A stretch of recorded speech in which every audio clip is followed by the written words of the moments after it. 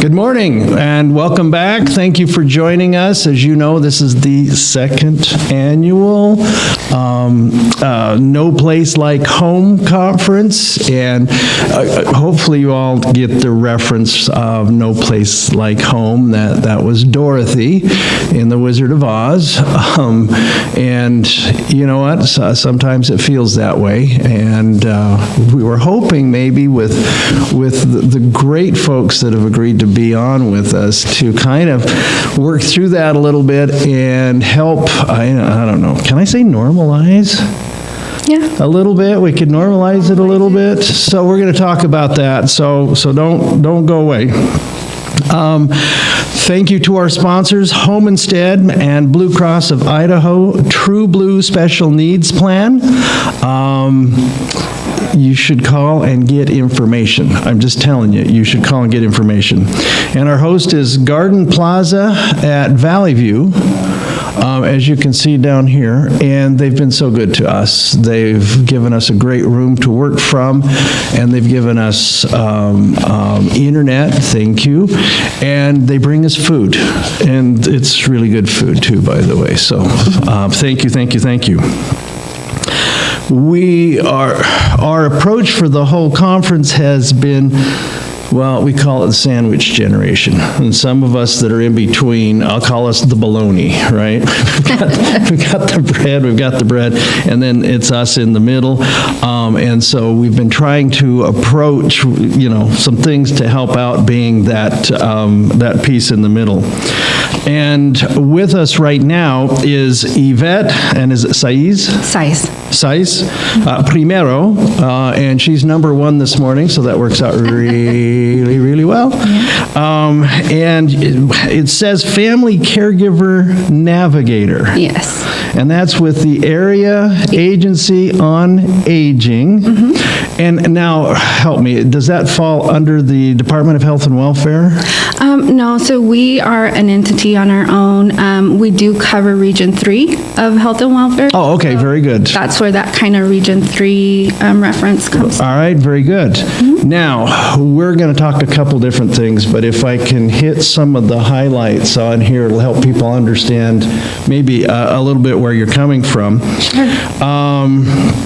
You're going to do the powerful tools for caregivers, which is really a great program, by the way. Mm-hmm. And you're going to do it in Espanol.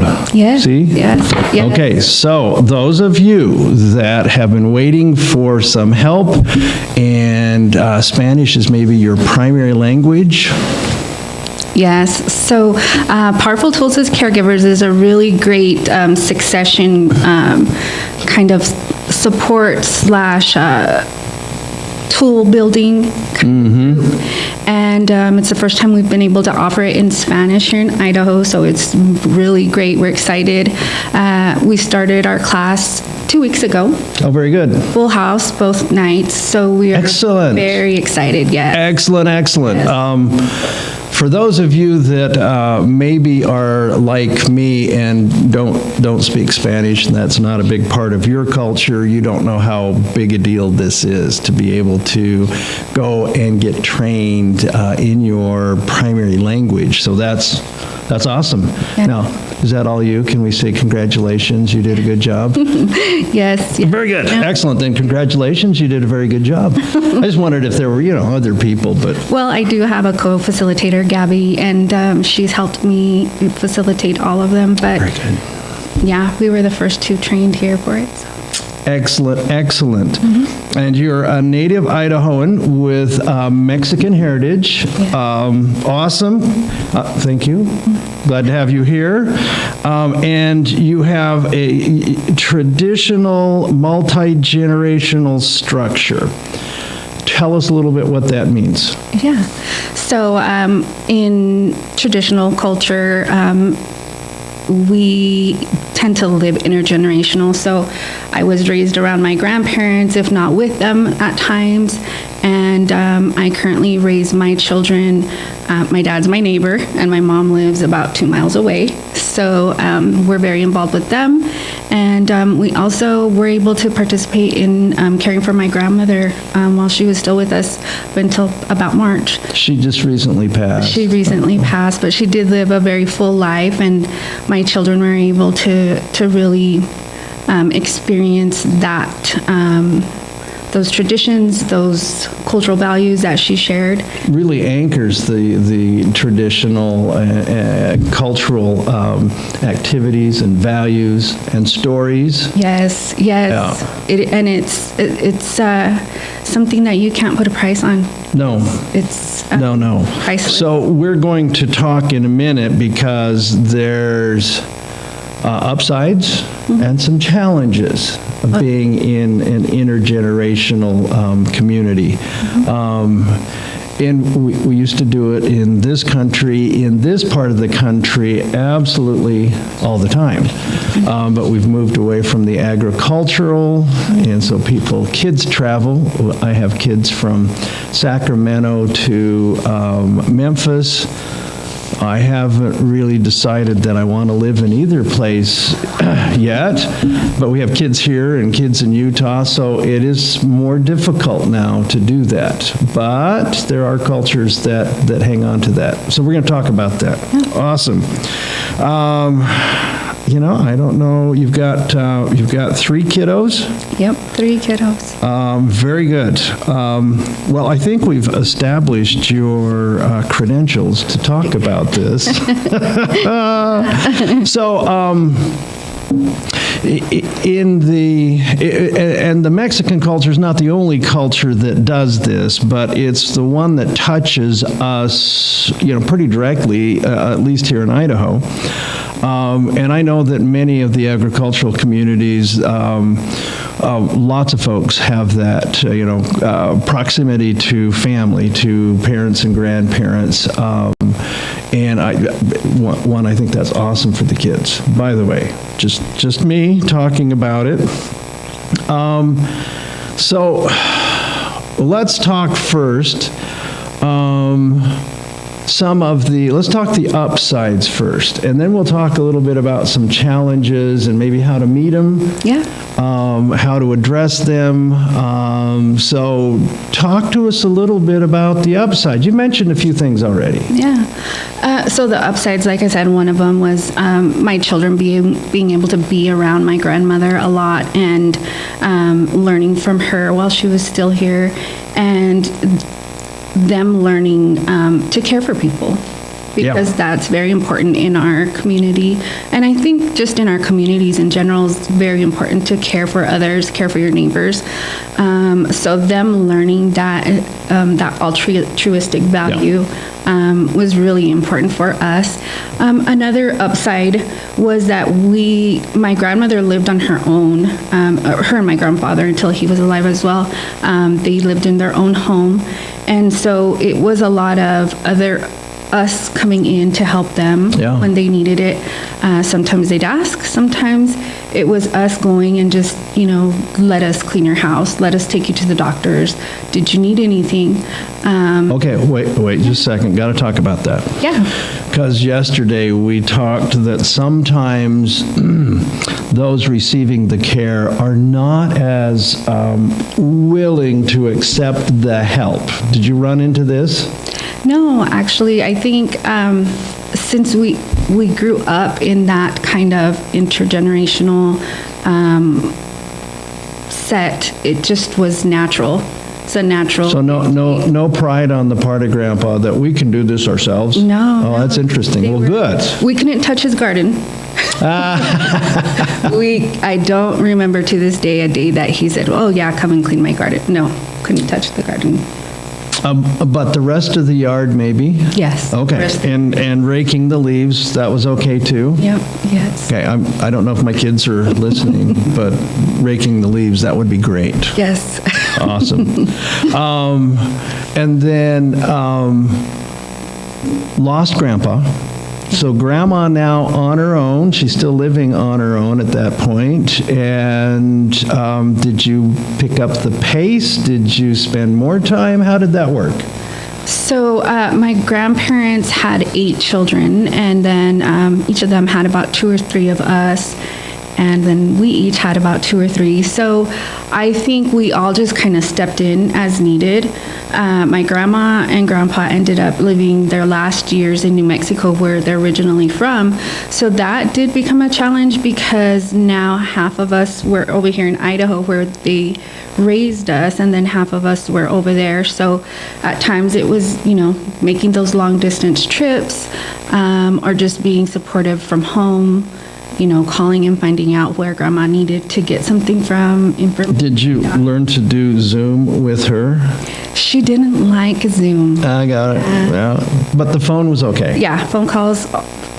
She loved getting phone calls from people. So what I'm hearing is, in order to maintain that, kids and grandkids have to make an investment. Yes. This is not, we're done. It's one and done. No. But you made an investment. You do. And, until you mentioned it right now, I didn't even think about any kind of investment.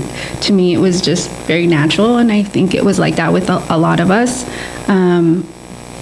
There was never a second thought like, okay, it's time to go visit grandma and pack up the kids and go. So. Well, yeah, I'm not speaking in terms of, I've got to go do this, but it's an investment. But sometimes it helps us to remember that she might not be here very long, and we better take advantage of that. Yeah. So sometimes kids don't get along. They sometimes don't see the world the same. Yes. Did you run into any challenges that way? Oh, yeah. So, like I said, there is a lot of us. There are a lot of us. And we don't always see eye to eye. We tried our best to navigate through things, and there was disagreements. But in families, it's always expected. I have an aunt and an uncle, and they were kind of the 2 primary decision makers for my grandmother. And then a younger uncle that was kind of the primary caregiver. And so, in the end, they were kind of the people who made the big decisions. And did they step in and kind of organize things, or did you picked it up and went down? I mean, how did that work out? So in our family, like I said, if we saw a need that needed to be met, we would figure out how to get it done. Whoever was able to, had the means or the time to do it, they would go do it. If not, and there was a need, usually it was my aunt or uncle or someone to say, hey, we need some help out here, please help. And it's help. And people responded. Mm-hmm. Very good. I'm not saying that the non-Mexican culture doesn't do any of that, but they tend to travel a little bit more. Kids are spread out.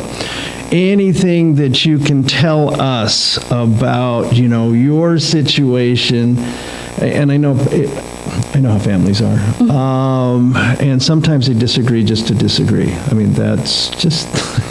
We all have that one sibling. Yeah. Do you have some thoughts that we could share, even if we don't have, say, grandma next door or mom and dad in the house? Are there some things, some insights that you see that maybe we could look at and incorporate? Yeah, so a lot of things that we see, so with the area agency on aging, we see people calling in to find resources for their loved ones, and they may be from out of town.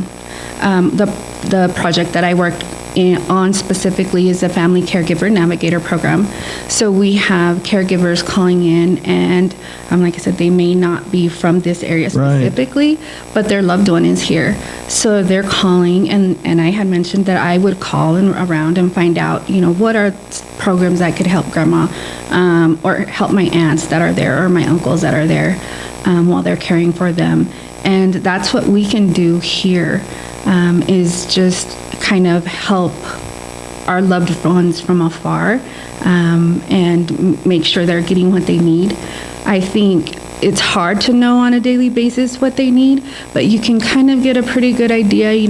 They might need some homemaking services. They might need Meals on Wheels and stuff like that. So those are things that we can do from here. And then when we do need to step in, maybe it's for something different. Got it. So it seems to me that if grandma's living next door or she's living with us, then communication, well, can still be a challenge, but you've got eyes on. And so seeing a lot of this is a lot easier. So one thing then, as the kids are calling, communication, there's, you got to figure it out. With this powerful tools as caregivers, I highly recommend it. It gives you tools on how to communicate. And a lot of time, I think especially in our society, we are very instantaneous. Yes. So if we make a request and someone doesn't hear us the first time, we kind of just think or assume. We moved on. Yeah, they didn't want to help. And one of the main things is keep asking. Keep asking, because maybe the first time they didn't hear you. Maybe the first time they didn't understand what you were really Got it. doing. Yeah. So. And possibly they didn't think they needed any help. Yeah. And so the consistency. Yes. Hang in there. Don't drop it. Don't go away. Just hang in there. All right. So anything else from the more positive side? I can think of one. I've noticed in my family. We have a family reunion. My grandpa, so my dad's brother, sisters, brothers-in-law, but sisters. He had 7 sisters. Poor guy. We started 50-something years ago. Whoa.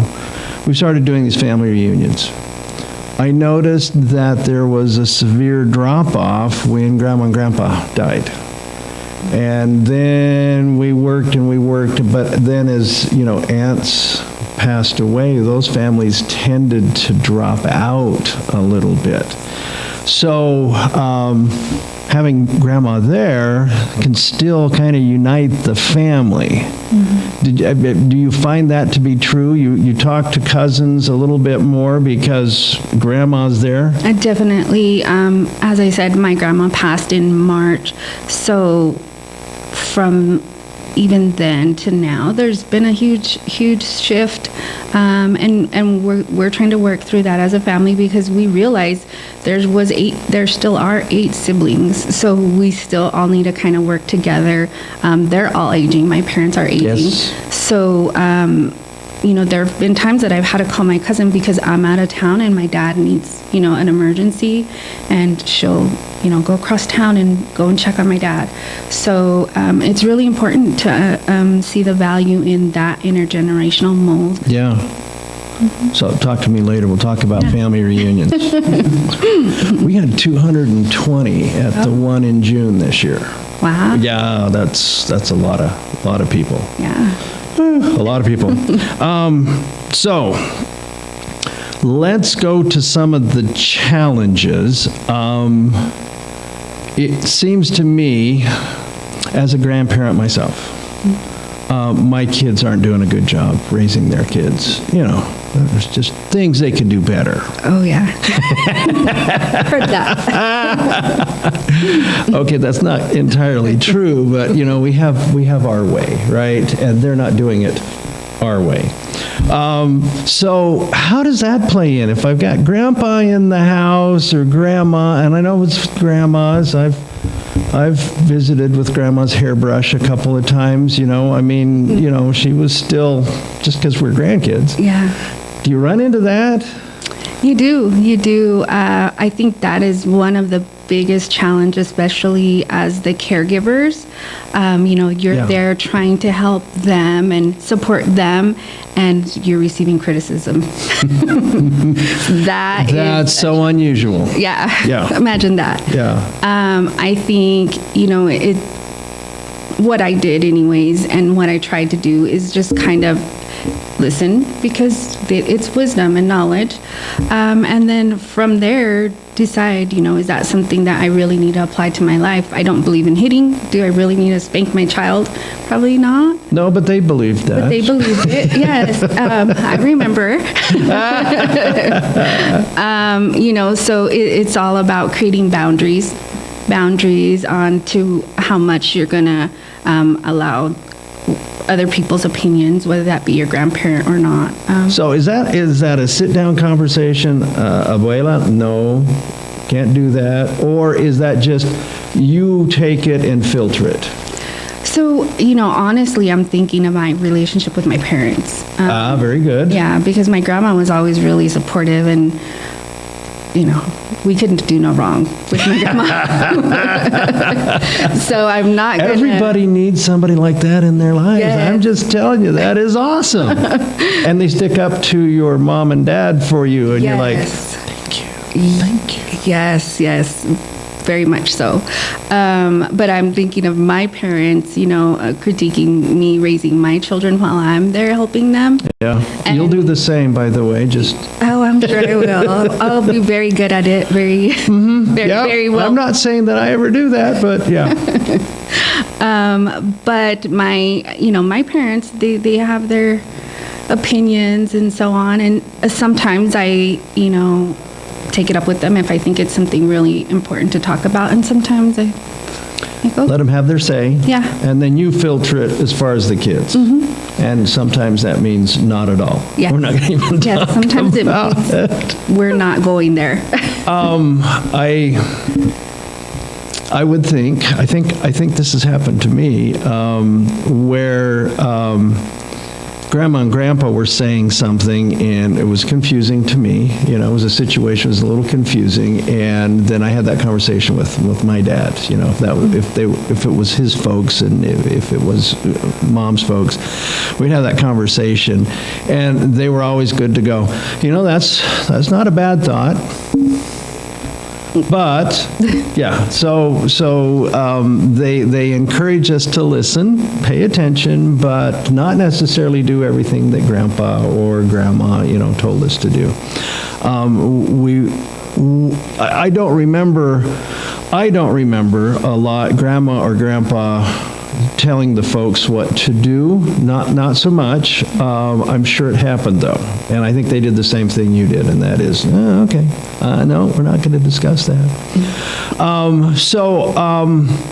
What else? What else are some of the struggles? Those of us that have not had parents in the home for an extended period maybe don't think of things like, well, there's privacy concerns, there's autonomy concerns, there's noise level concerns. Talk to us a little bit about that. So all of those concerns are huge concerns, especially when you're living in intergenerational households.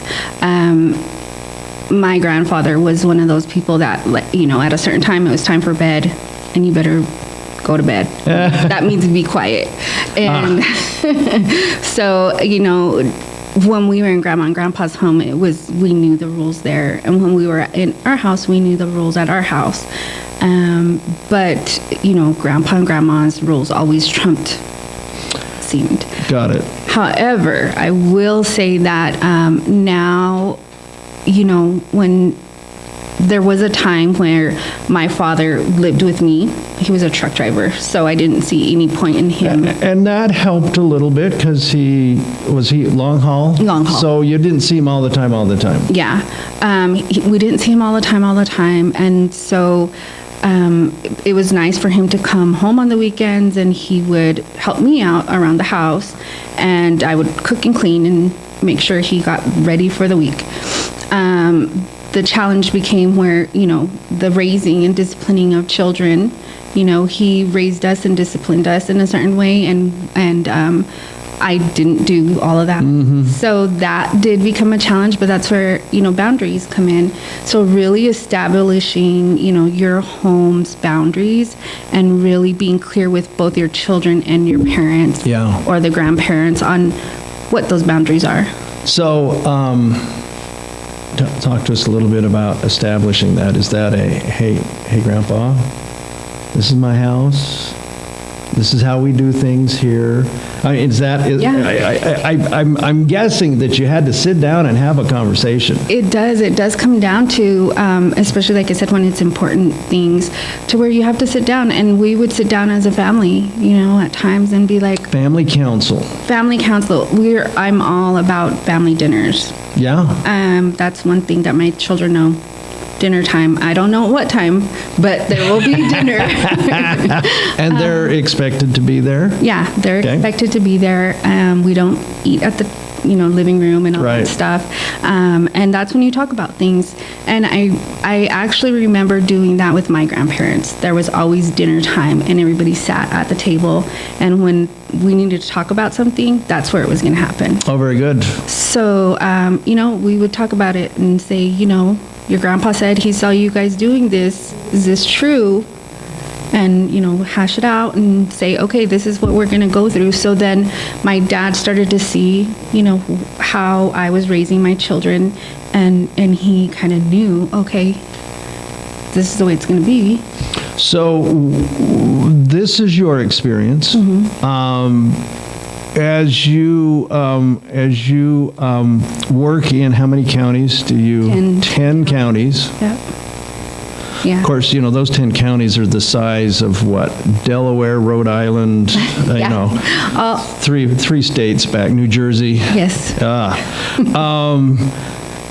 Do you see those same things in the multi-generational families? Is this something that you see quite a bit of? Yeah, I think it's typical of a lot of families, whether they be Latino or from the white communities. They all, if they are intergenerational families, kind of come. These are common problems, and I think it's really important. These support groups and other groups that are out there are important for that same reason, because if we don't have siblings or cousins nearby, it's kind of hard to ask, is your parent doing this? Because my parent is. And what did you do about it? Yeah. And help me. Is this normal? Should I be feeling frustrated? And that's where those support groups and educational groups really come in. Because sometimes it's just nice to know you're not the only one. Yep, you're not the only one. Does the church community, does that play into that? Is that a way to maybe also find out a little bit what's going on? Yeah, I think church, religious communities, just any kind of, the senior centers are very important. Any kind of groups that you feel comfortable in, that have families, that's probably somewhere where you can find someone to reach out to. And the really great thing about within the 10 counties that we serve, a lot of them are rural counties, rural towns. So they don't have these big agencies out there that can support them, but within them they have, their libraries that they, go meet at and have little group sessions and so on. And they may be going for a book club, but they're actually receiving support. It's the conversation. It's the I want to say fraternity. It's the we're getting together, and you know me and I know you, just because of the similarities in the culture, in the way they were raised. So, talk to us a little bit about now caregiving in that in that situation. We're talking multi-generational. We got, grandma and grandpa. They decline. What's the pressure on, say, the parents, sons and daughters? There's mom and dad, sons and daughters, and then hopefully you don't have teenagers yet? My kids are 15, 19, and 24. Okay, so you can certainly address this. Yes. Although each age group, if you have toddlers and younger, that's a different situation. I can get it, but teenagers kind of tend to be a challenge. We love them. And sometimes we just want to punch them in the head. But they're our kids. So talk to me, what are some things that we should be thinking about if that's where we find ourselves, in that bologna part of the sandwich? Yeah, so I think one of the important things to think about if you're you're going to be in that kind of family situation, or you're starting to think, maybe I want my parent to age at home instead of, in a nursing home, or, different options, is to understand that there's going to be times when you're going to feel pulled every which way. And as I said, my youngest is 15, and 15-year-olds are very high needs sometimes. You could say that, yes. Yes, everything from driver's ed to, who knows? Well, there's band, there's choir, there's sports if they're doing sports, any of the other, activities that they've got going on. Yeah. So it's funny, my son, he's 15 and he's doing driver's ed right now. Well, he completed it, and very he good. has to have those hours. Yeah. So guess who's the driver for everyone now? So if anyone needs to go to the doctor, if anyone needs to anything, I'm like, well, Diego's available. Diego. So that's my answer to what. Very good. Learn how to, Yes. make things work together. And just, I think just staying open to realizing that you're going to have a lot of asks from you. And probably the thing that will help you the most is searching for those resources, maybe in advance, just so that you know where to call when you need it. Okay, so that was a conversation that we had a couple of times yesterday. Was you don't need to wait until the crisis to now start putting things together. And I'm not suggesting that parents in the home is a crisis, but it would be wise maybe to be thinking about this ahead of time.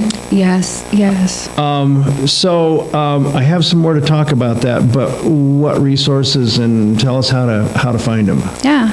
So as I said, we have the Family Caregiver Navigator program, and you can call us and we can help you find out. Our program is based on taking care of the caregiver. So we're wanting to make sure that you're staying healthy. And that, by the way, that's not selfish. No, not. And that's the first thing a lot of people think is, well, that's selfish for me to think about me.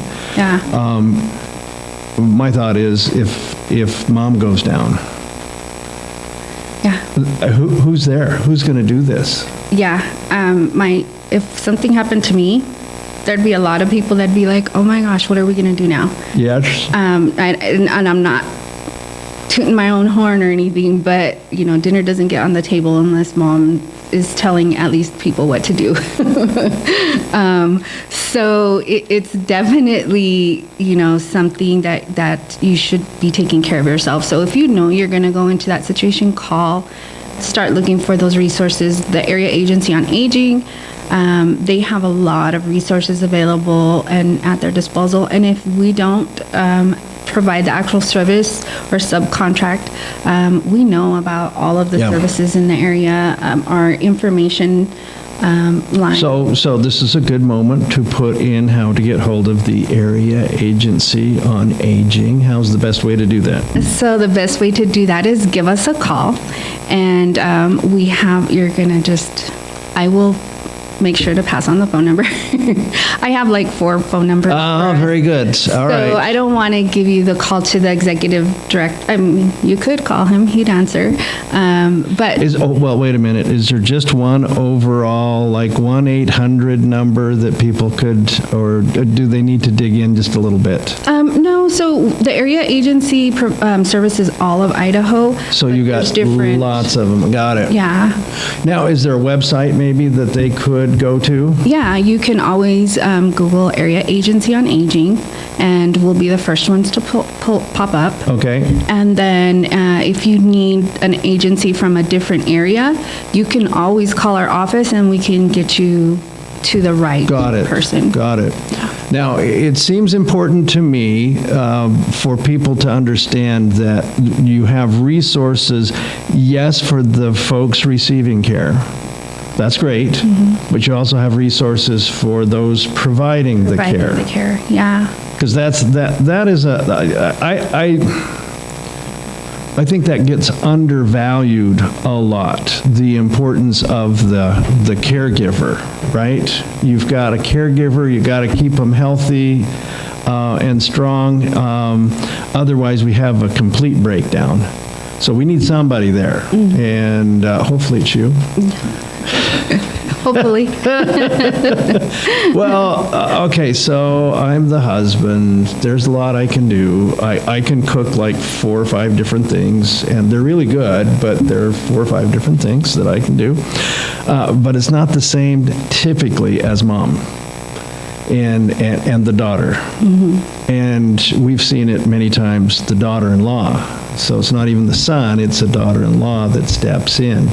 So I guess what I'm saying is pay attention to your own health, to your own well-being, and you have resources to help do that.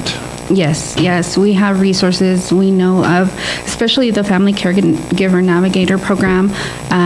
We know about all different kinds of stuff, everything from if you really need to start taking care of your physical health, where you can go find something that'll work for you, to counseling, to support groups. Now, is that something also that they could Google, do a search on Caregiver Navigator? Yes, so you can Google the Idaho Family Caregiver Navigator project, and we'll be the first ones to pop up. In Spanish, it's Navegantes de Idaho. So you can Google. That was much shorter than what you said in English, which is not usually the case. I'm just saying. Just saying, but we made it a point to make sure we kept it short and sweet. Very good, very good. And so again, emphasizing to, in particular, mom, daughter, that you need to take care of yourself. Yes. And it's easy to get pulled in many different directions. Yes. So, couple of interesting dynamics then. We've got grandma and grandpa maybe in the home or nearby. They don't have to be in the home necessarily for this. They could be nearby. And you know what? They saw the world differently than we do. It's not the same world. And so, yes, they have lots of advice on how things should run and how you should raise your kids or your relationship with your husband or whatever, right? So that's something to pay attention to. Now let's talk about it the other way around. I've seen it where the kids are wondering why grandma and grandpa are in the house anyway. Why are they here, And do you ever have to mediate that with them, help them to understand? I don't. Very good. Yeah. It's just, like I said, we were raised in that model, so it's not a new thing for us. If you weren't raised in that model, I think having that sit-down discussion, like I said, that the family dinner is so underrated. And I understand a lot of us work, and it can't happen all the time at the same time. But, a couple times a week, establishing that game time. Got it. Oh, and Sunday dinner, that was huge. Yeah, super huge, and for a reason, I think. Very good. Now, the decline in grandma and grandpa.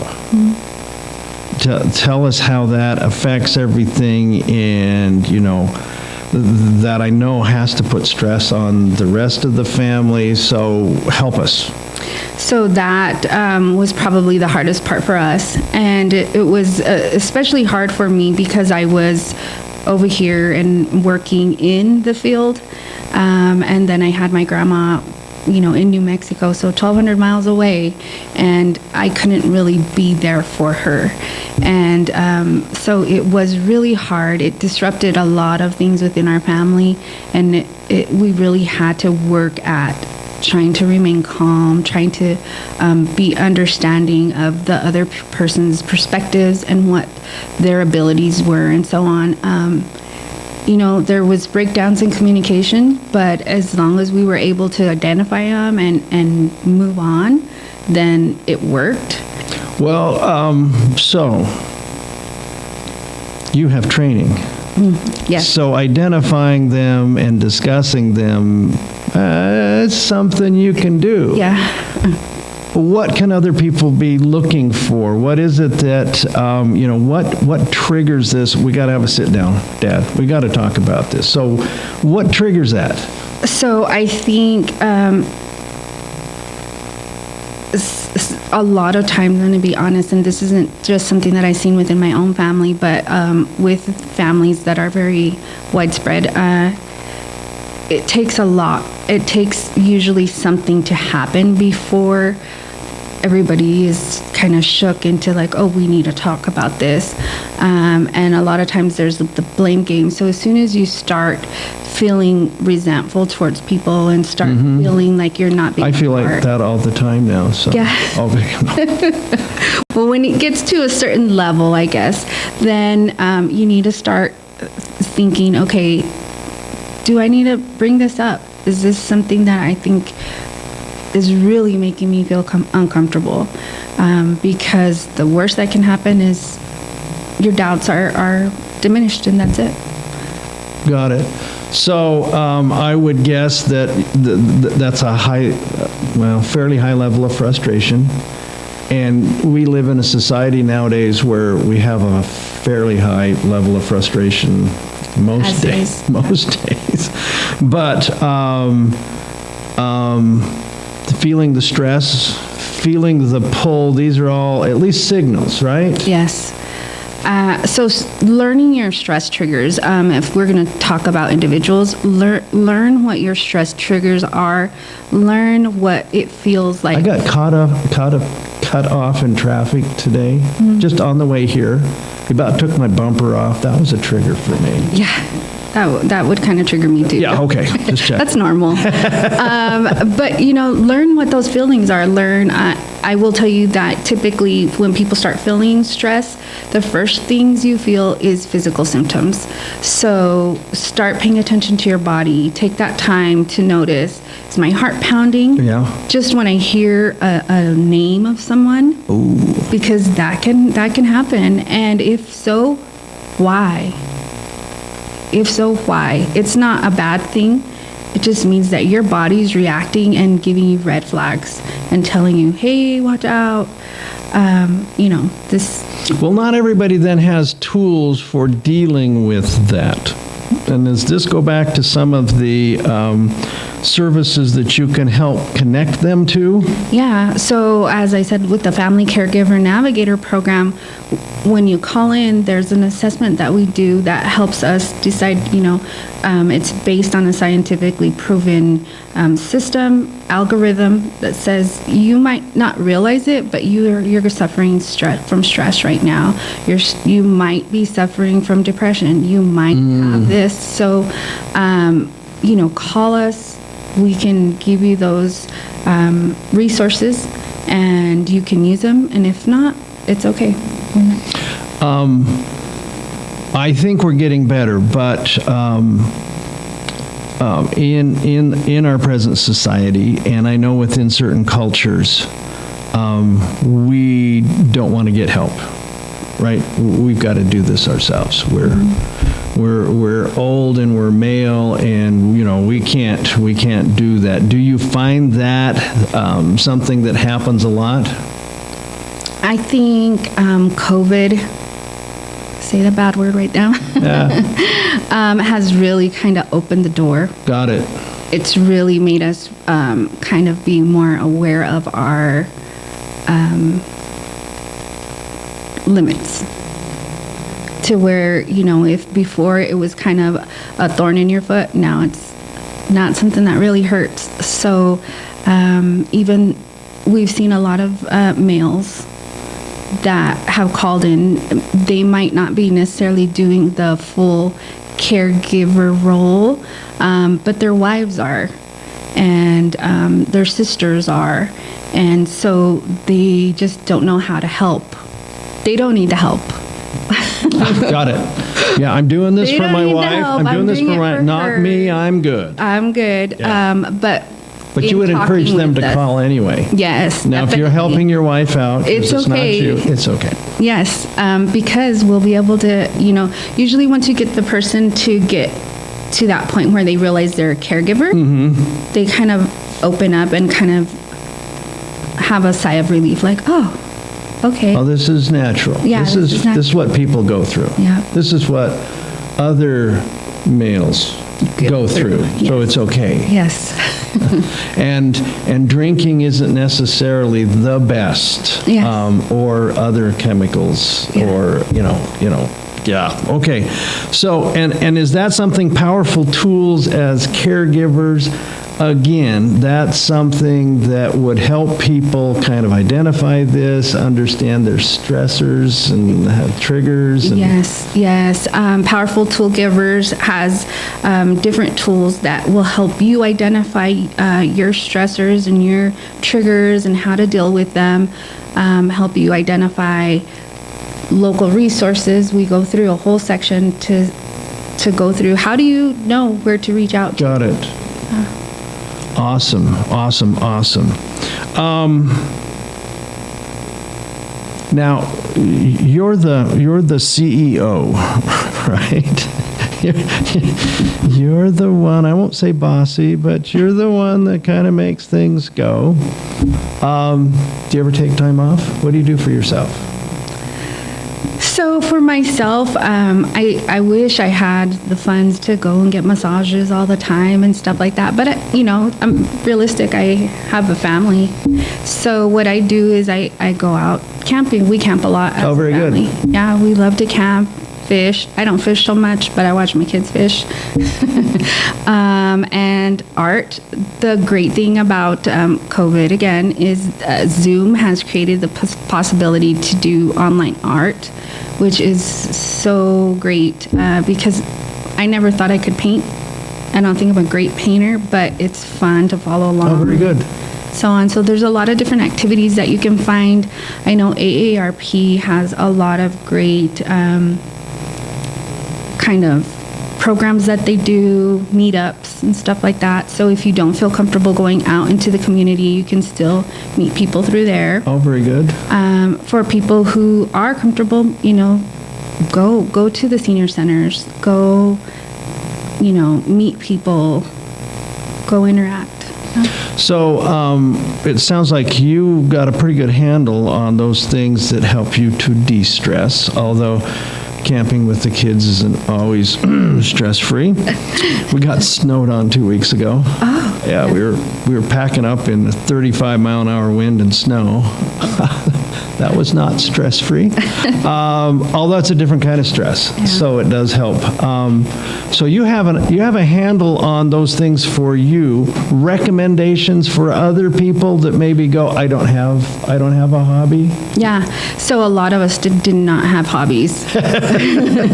I was guilty of not having a hobby, and like I said, learning about these new things that are available online. If you're into social media, Facebook, they have the events.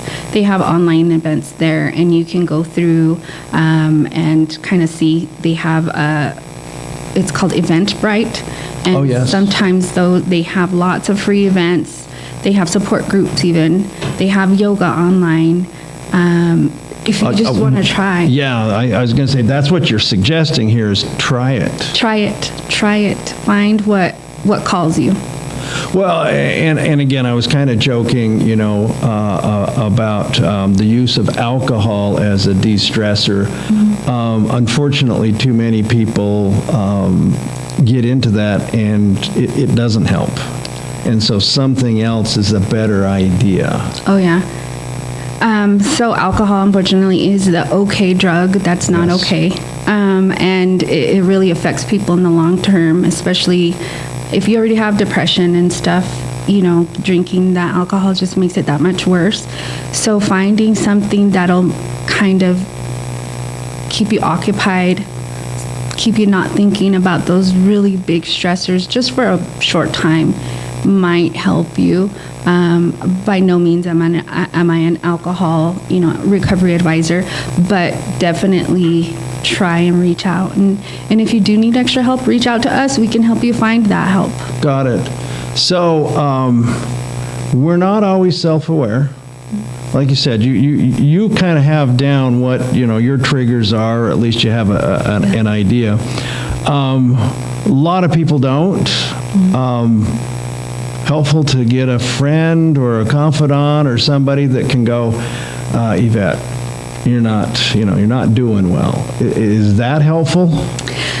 It is helpful at times. I think at times when we're under a lot of stress, it feels like someone may be attacking us. Yeah. So Powerful Tools as Caregivers actually has a whole section as well on how to kind of understand how people are trying to communicate, understand that they're coming from a different perspective. And they're trying to help. Yeah. And, at times we might feel like it's critique, but it's really important to maybe not take everything into account that they're saying, but maybe at that time that means you need to talk to a counselor that's not biased, that doesn't know all these other things about you that you don't feel judgment from. Very good. Very good. Okay, we got like 2 minutes left. A takeaway. What if they don't take anything else away from what you've talked about, what would you recommend? What's one takeaway that they should kind of hang on to? So the one takeaway I would say is whether this is something that's normal, intergenerational families is normal in your life, or whether it's something new and you're looking to, I think any kind of research that you can do for yourself and your family will help. Google's a great tool. The other great tool is the Family Caregiver Navigator program, because we can help point you in the right direction. Very good. And take care of yourself. Take care of yourself, especially if you're trying to kind of juggle different age groups, different, families. Take care of yourself. We didn't even talk about competing cultural groups, which can create a lot of stress as well. We'll save that for next time. Yes, next time. All right. Yeah. Yvette, thank you so much for being with us. There's help. You're not alone. I think that's maybe another takeaway. Yeah. You don't have to do this all by yourself. Area Agency on Aging, Google it. It's a great place to start. Yvette, thank you very much. Thank you.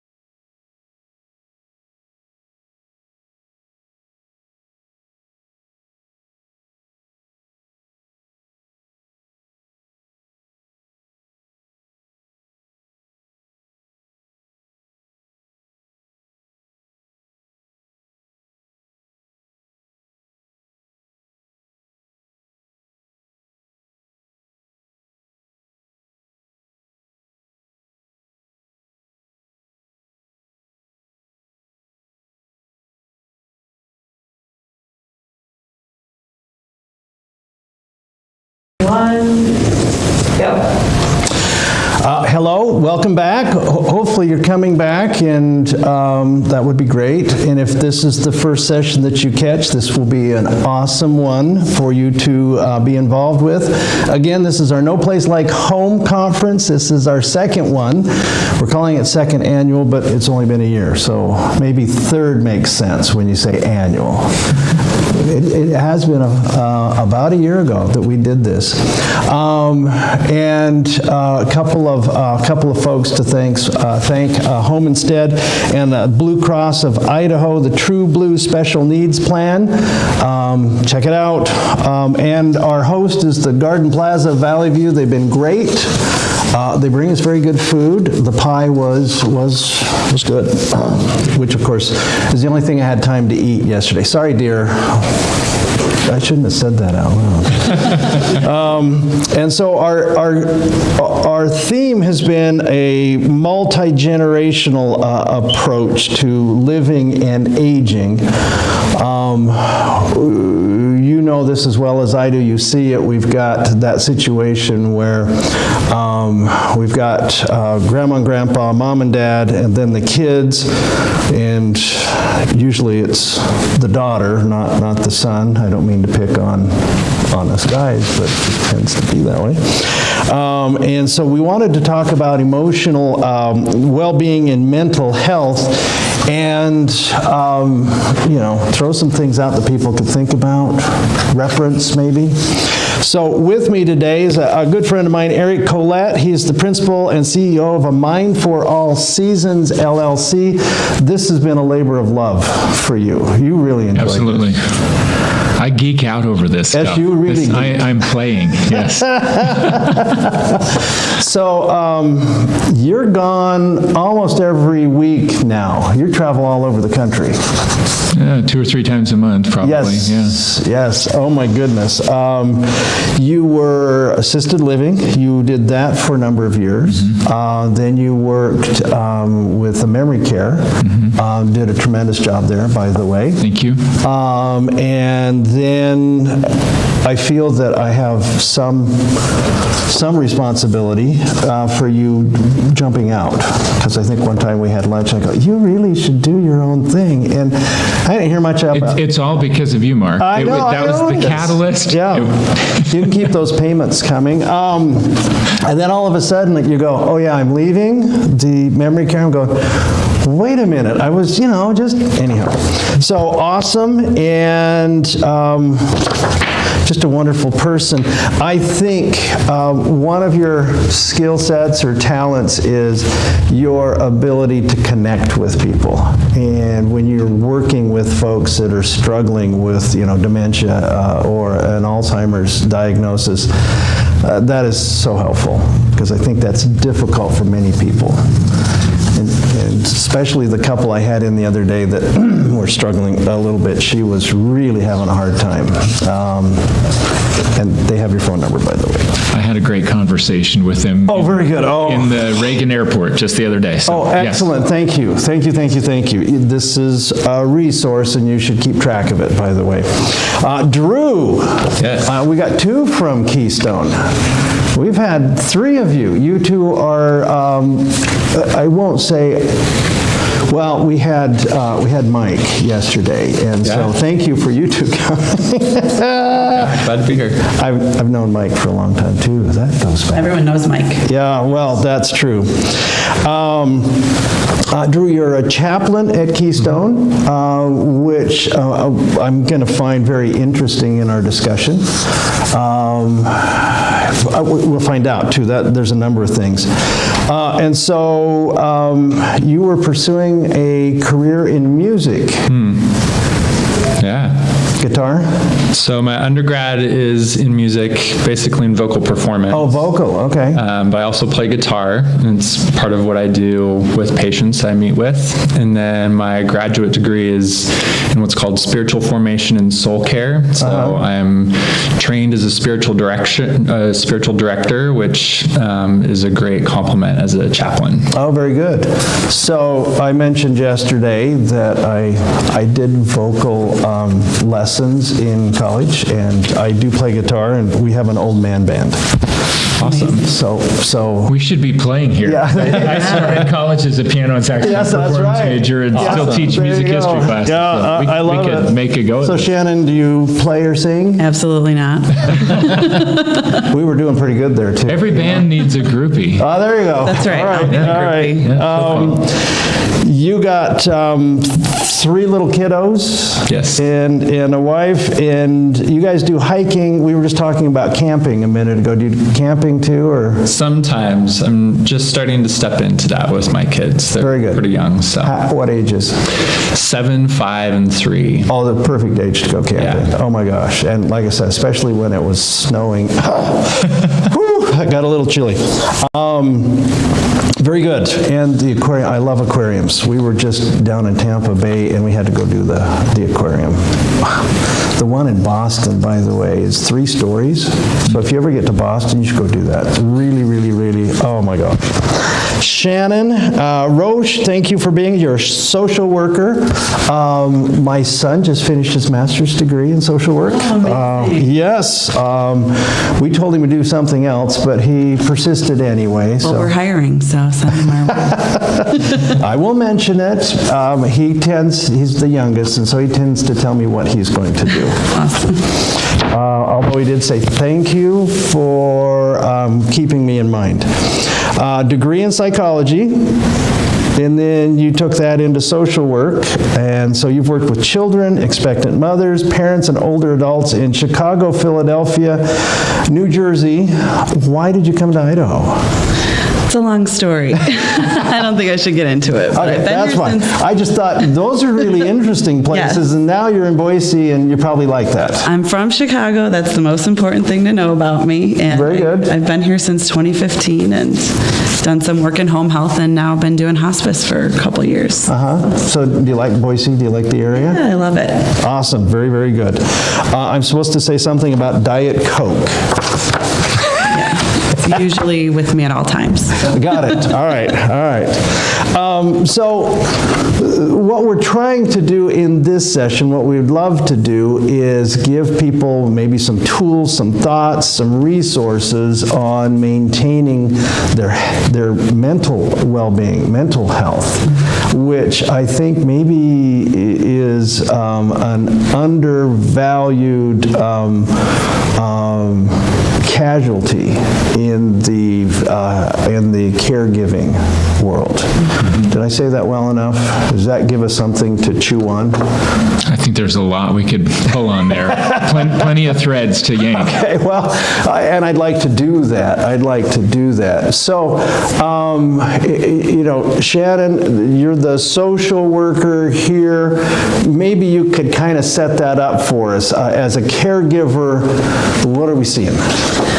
Well, obviously, Drew and I come from the hospice world, so one of the primary concepts that we are dealing with our families is grief, and there's something called anticipatory grief as well, where a lot of our patients and their families' grief journey starts before that person passes, right? It's starting when they get some type of dementia diagnosis or a terminal illness diagnosis. So that's a lot of the work that we're doing with our families. And of course, our patients as well are grieving a lot of different losses, right? Their loss of independence, maybe their loss of their home if they have to move into, a care facility. And for the families, the sometimes loss of that parent that they knew as they knew them as their caregiver, that now they're having to take over that role. And of course, preparing grief-wise for that person to eventually reach end of life. So that's where I think is a good place to start. Yeah, so Eric, that anticipatory grief with your work in the dementia area, that's big. I see it all the time with people. I think people, though, when it comes to emotion, really get hung up on trying to judge what they and others are feeling, trying to figure out, should I be feeling this? Should I not be feeling this? Are you acting out of your dementia, or is this just you behaving badly? And when we get spun up trying to judge emotion, it's less effective than observing and labeling it and recognizing it. We have more control when we just observe and label our emotions than judging them. Because I see this. I shouldn't feel this way, right? I just shouldn't feel this way. And I don't know, do we have control over not feeling this way? Well, I think it's important to acknowledge how we feel. Yeah. For some reason, we have a mental health care system and a healthcare system, as if you could sort of cut it all off at the Got end. it. And yet we feel because of neurochemistry. We have feelings because we have an experience, and it gets filtered through our beliefs, our attitudes, our values, our prior knowledge, our neuroanatomy, and it just pops out the other end as a neurochemical thing called a feeling, and it happens. And in the moment that it happens, it's absolutely real. Yeah. And it's a physical experience. And we don't choose it. And we always get to choose our response. Got it. But in the moment that it happens, it's just a physical reality.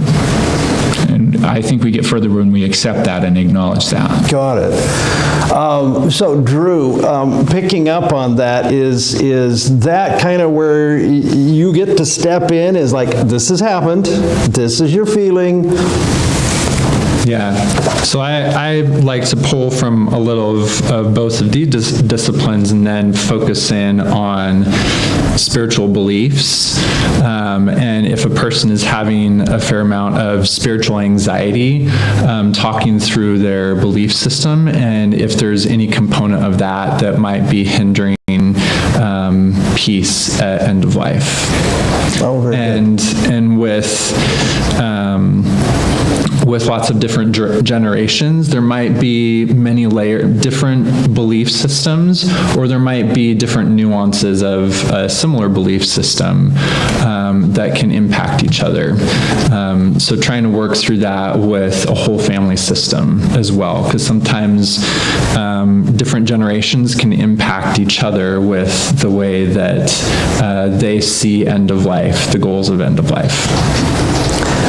Yeah, what he said.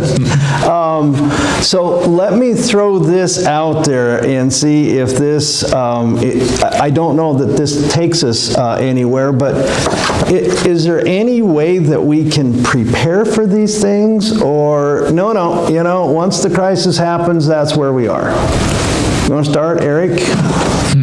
Is there any way that we can... anything we can do before? I think yes and no. I think learning to observe your emotional experience is a learned skill. I think being able to recognize, oh, I'm feeling anxious. I'm starting to carry some tension in my shoulders. My back tightens up, or I'm gritting my teeth, or just observing physical symptoms. Did I talk to you this morning? I mean, that seems very familiar. Mark, you're tightening up again. Oh, my God. You seem anxious. Yeah. So that is a learned skill. And I think the more that we practice that with ourselves, and the more we're observant, and the more we practice observing and putting effective emotional labels on what others seem to be feeling, it's when we're in a conversation with one of our children, for example, and we say, you seem frustrated, you seem upset, or you seem ecstatic, or you seem really pleased by that. Because we tend to boil that down to like 3 different things with our kids. Yeah. Right? Yeah. And we use very general emotional terms like, are you really angry, or are you just mildly irritated? Or are you so furious you can hardly stand it?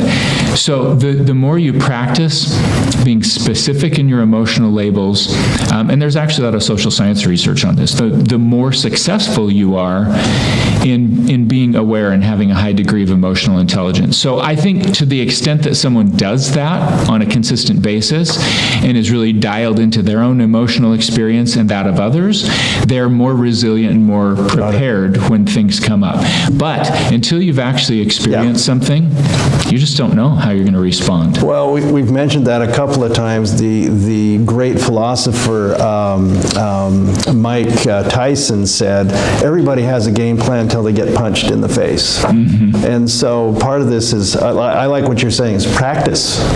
Make it a skill. It's not particularly a talent. Some people maybe have a talent, but we can all learn it. All right, very good. So, Drew, if we were to take from where Eric took us on a spiritual side, does that fit back into what Eric is telling us? Yeah, definitely being aware of one's anxiety and emotions is really important from many perspectives, obviously, but to add a spiritual element to that, if there are certain beliefs that are causing anxiety, to pay attention to what those are. And oftentimes what I will like to focus on with people, if I can have a conversation, is what are the beliefs that they know in their head, and then what are they experiencing? And is there dissonance between those things? So I might believe that I might believe in a God who is sovereign and divine, but I'm suffering for some reason, and I have a hard time trusting the goodness of divine in my life.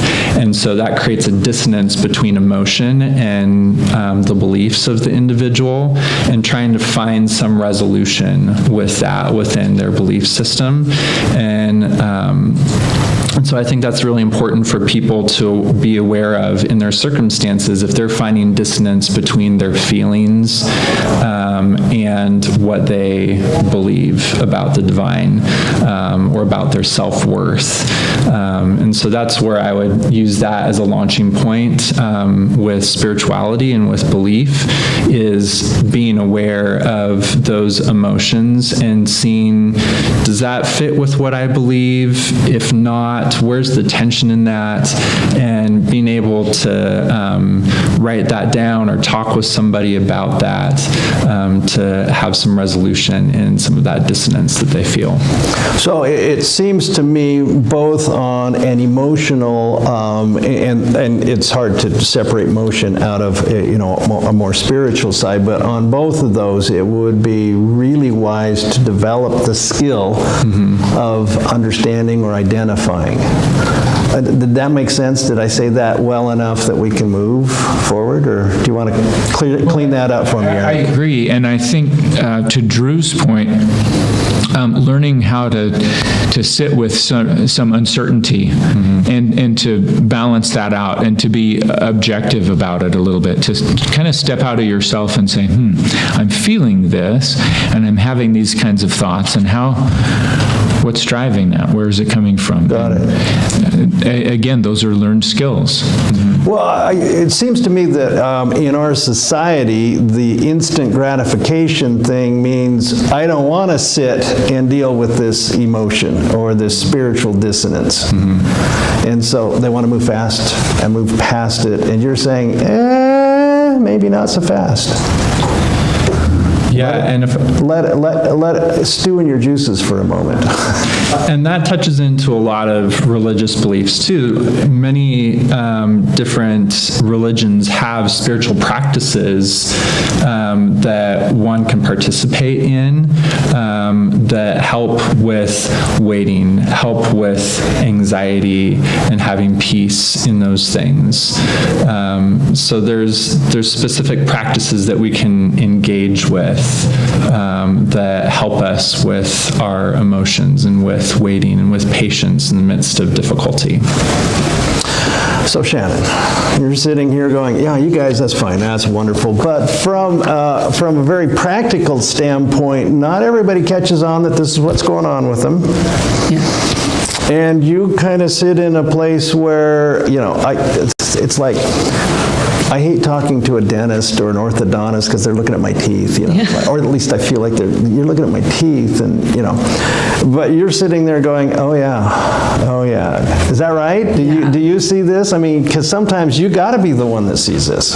Absolutely. I totally, agree with what points have been made so far. The only thing I could add to it is the original question was about being prepared. I think as a culture at large, we're largely afraid to look at these things, look at and anticipate what older age looks like, what our parents' aging is going to look like, what our aging is going to look like, and preparing for, of course, end of life, and having those types of conversations with our loved ones is really hard because we want to avoid talking about those things. So I think as a culture in America, part of being prepared for these crises that might come up is to just be fully aware of what we're looking at if we live past, 70 years old, or our parents do.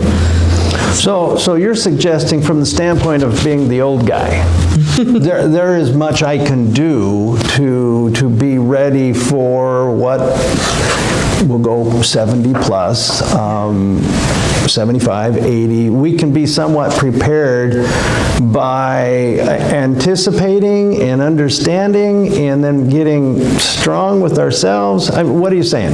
Yeah, I think just acknowledging that the way we function today is not how we're going to function 10 years, 20 years, 30 years from now. And oh no, I'm worried that I will be.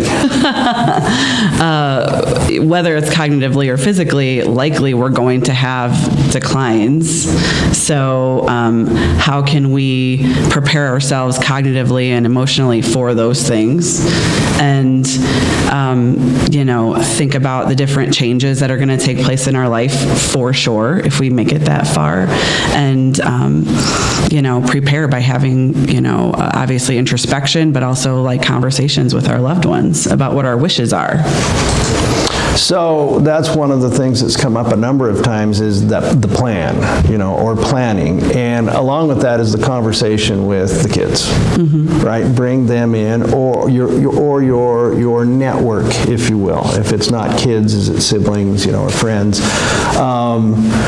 So Eric, we're going to come back to this a little bit later, but we can do things that strengthen our cognitive health and can help us maintain that for longer than I think people understand.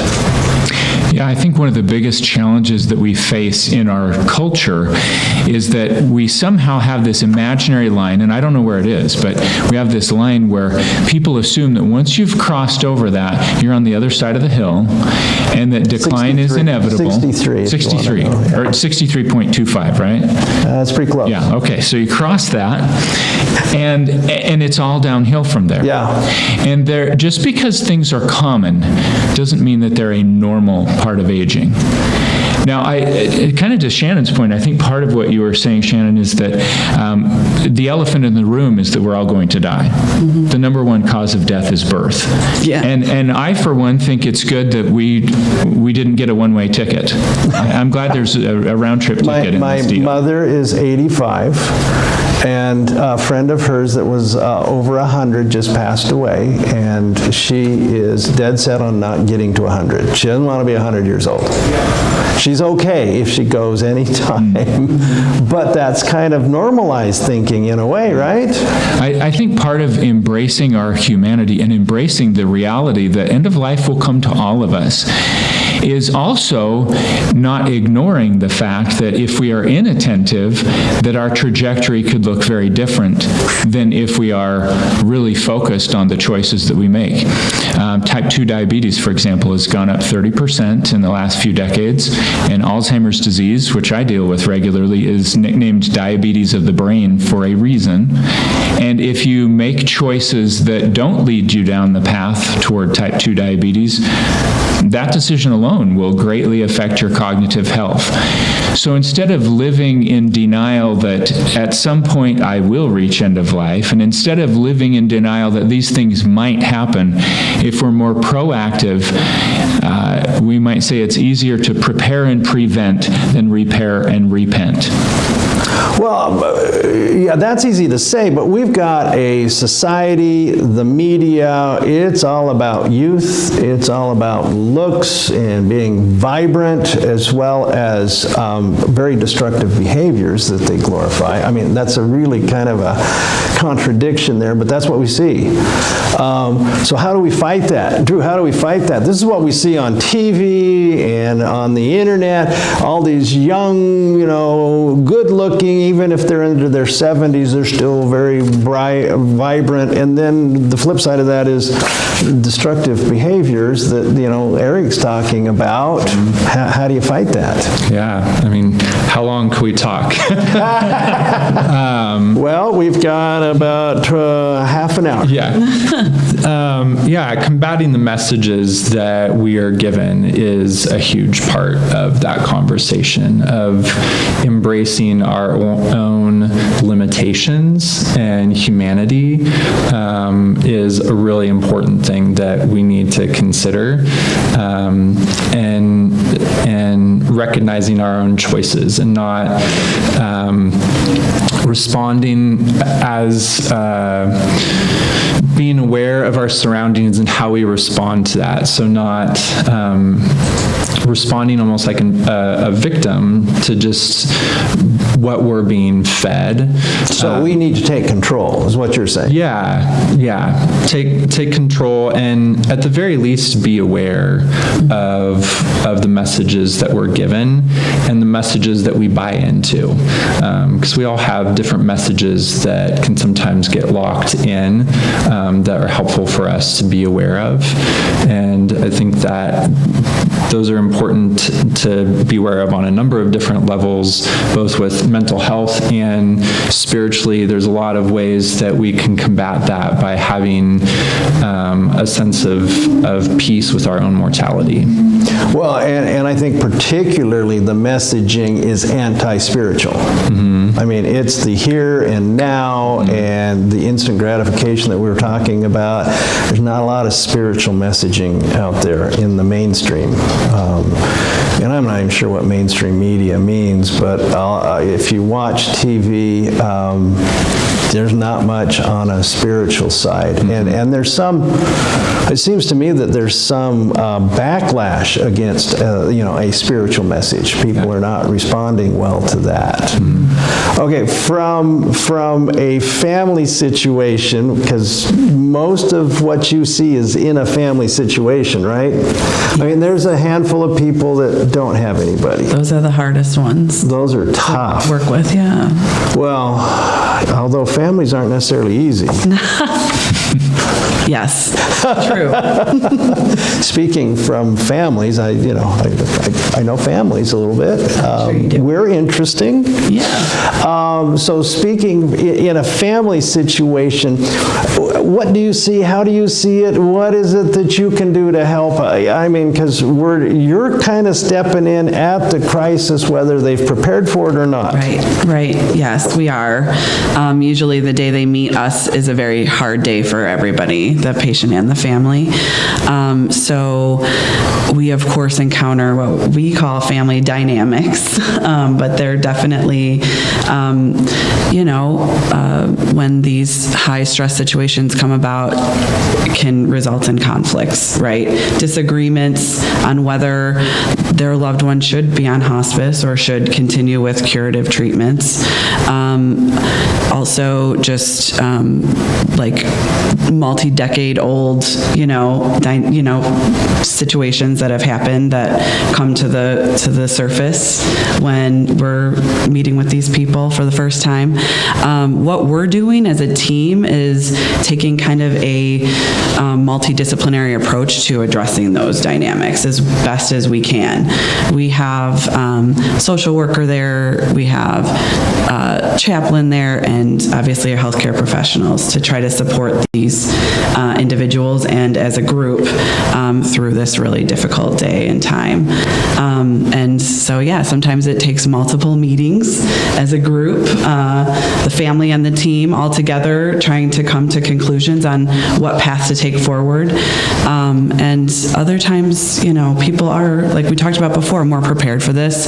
Maybe they've been through it before. A lot of those kinks have been worked out, and it's a smoother, transition. But we definitely do our best to try to mitigate some of those conflicts as best we can. Well, the discussion we were having just before this session was with Yvette Primero. She's with the agency, the Area Agency on Aging. Sure. And she's from a Mexican culture, so multi-generational, if not in the home, then really pretty close. Sure. It seems to me that one of the benefits, there's plenty of challenges, but one of the benefits is seeing that whole life process, right? They're growing up and they see mom and dad, or grandma and grandpa get older, and then mom and dad and aunts and uncles step in.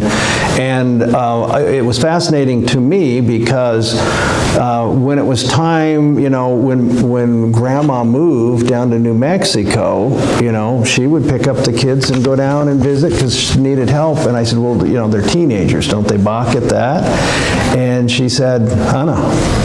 That's just, we've modeled that. That's a model, and so they're used to that. And I think we used to do that quite a bit, but our society now, it's a little bit different.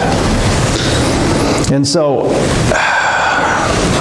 what are some of the other things you think that you can think of that we might do to prepare for that situation, or dementia diagnosis? Are there other things individually we can do, and then maybe as a family, are there some other things that we can do? We'll talk about health-wise in a minute, but just on the emotional side, are there other things that we can do? Shannon, we'll let you take the first swing. I guess part of what our interventions would include is education. Of course, just letting people know, like you said, what we likely will see going forward. And I don't know if Eric wants to jump in. It sounds like this is something that you probably have a lot to say about. He's got good stuff. Can I ask it a different way maybe to you? Sure. And you can say, no, I don't want to address that. But now that you're in this field doing this, what has changed with you?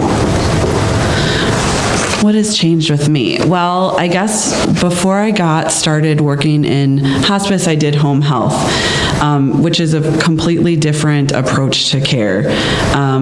Many times we're looking at a recovery for those individuals, right? That's what the goal is, for them to be rehabbed and get back to their life as it was. Hospice is a completely different approach to care. It's a huge shift in focusing on quality of life and comfort only. And I thought it would be so sad. It was just going to be a thing that I was crying every day. It was death equals tears. And what I found doing this work is that it's not the case at all. Is a lot of what we do very sad? The things that we see sad? Absolutely. But there's also something very beautiful about walking alongside a family when their loved one is at end of life, and sacred in that process as well, and joyful. So I feel like that's the primary way that I've changed doing this work. So Eric, I'm going to jump with her a little bit. Anything that we should talk about as far as preparing for that situation other than health-wise? I mean, emotionally, we talked about learning to identify them and sit with them. What about a family? I think one of the most important things any family can do is take stock of the quality of their relationships right now. And people sometimes get overwhelmed trying to figure out, well, how do we fix this big issue? And I think it's often simpler than that. It starts with asking, what is the next right step? If my goal is to strengthen my relationships so that when I do get to an end-of-life situation, that we're already comfortable talking to each other, that there's already a high degree of emotional support, that we're not playing catch-up, then what could I do today to strengthen the relationships that I already have in my family? And just take the next right step. So Drew, he mentions that there's a goal to strengthen that relationship. Do you find that's where most people are? Is now they're looking at the family and, dang it, I wish I had a better relationship, or I'm glad I got a good one. Is that what you see? Like between family members? Mm-hmm. Yeah, one of the things that I focus on in my role a lot with our patients and within the family system is what we call meaning making. And before I came to work on hospice, I was working more in the university setting. So we're talking about vocation and planning and what do you want to do with your life. And this is the other end of that, and focusing on what has my life been about? What has been important? What are the things that spiritually or events that have happened in my life, what has provided a lot of worth and value in my life? And having that connection also with family. And sometimes that's creating moments with a family to talk about what's been meaningful, what's been hopeful, what has been life-giving, how has, sometimes I'll invite people to share, how has this person impacted your life? And tell your loved one that. So creating conversations around meaning and worth and value that has happened in their life. Whether that is added spiritually, and sometimes I'm focusing with people that don't have a spiritual element, having meaning making within that range of generations and in various different types of spirituality, I feel like has been very important. And the underlying message there is they certainly don't have to wait until there's a crisis to come back in and work on particularly family relationships, I think. And then, Eric, do you see from an Alzheimer's or a dementia standpoint that those that have the stronger family relationships are handling this a little bit better, and maybe their cognitive health is a little bit better a little longer? Great question. And there's a lot to unpack there. I would just say, for starters, that the more socially engaged we are and the higher the quality of our social relationships, the more we have some resilience against cognitive decline. It's one of many factors that affects it, but it's one of many controllable factors that affects it. So I think prioritizing relationships makes a difference for all of us. Well, and certainly the family is a great place to start that. I mean, we can have our buds, and I've got my old man band, and those are great things. Of course, music is also helpful. Yes, true. Thank you. True. Shannon, you just gotta get on board here, you know? Maybe you could do the kazoo or something. Absolutely, the tambourine. There you go, yeah. So we don't need to wait to develop that, and the family seems to be a great place to get started with those connections. And so, if we were to start today, let's say that you got an old fat guy who's 63, and he's starting to think, okay, I got to do some things. What would you recommend? Where to start as far as those relationships?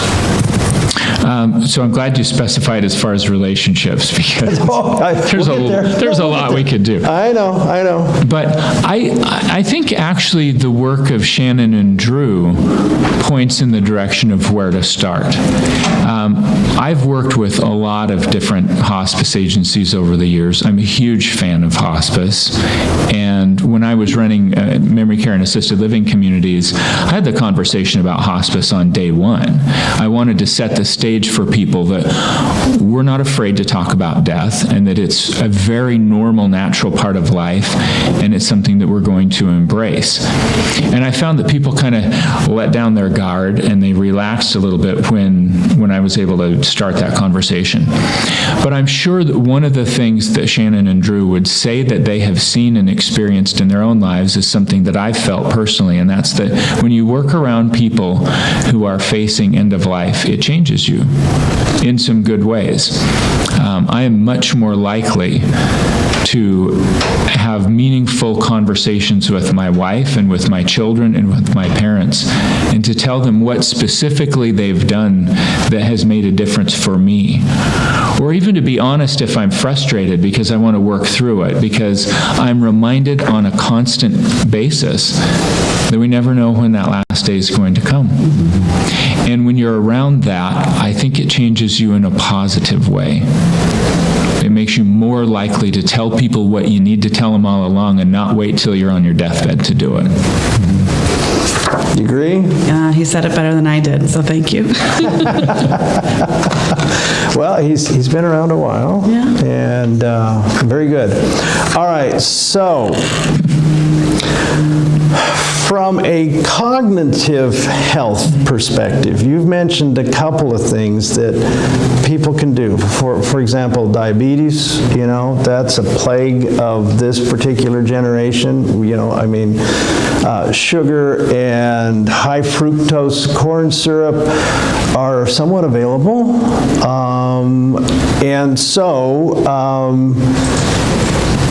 Other than that, you mentioned that again, that's fine, but are there some other things that we should be doing? I like the music part. I think people should really be involved with music, and it seems to me listening to music is good too. It's not like, oh, if you don't play the guitar, then don't worry about it, or the saxophone or the piano. Is that right? Yes. So are there other things that we could do? There's so much that we could do.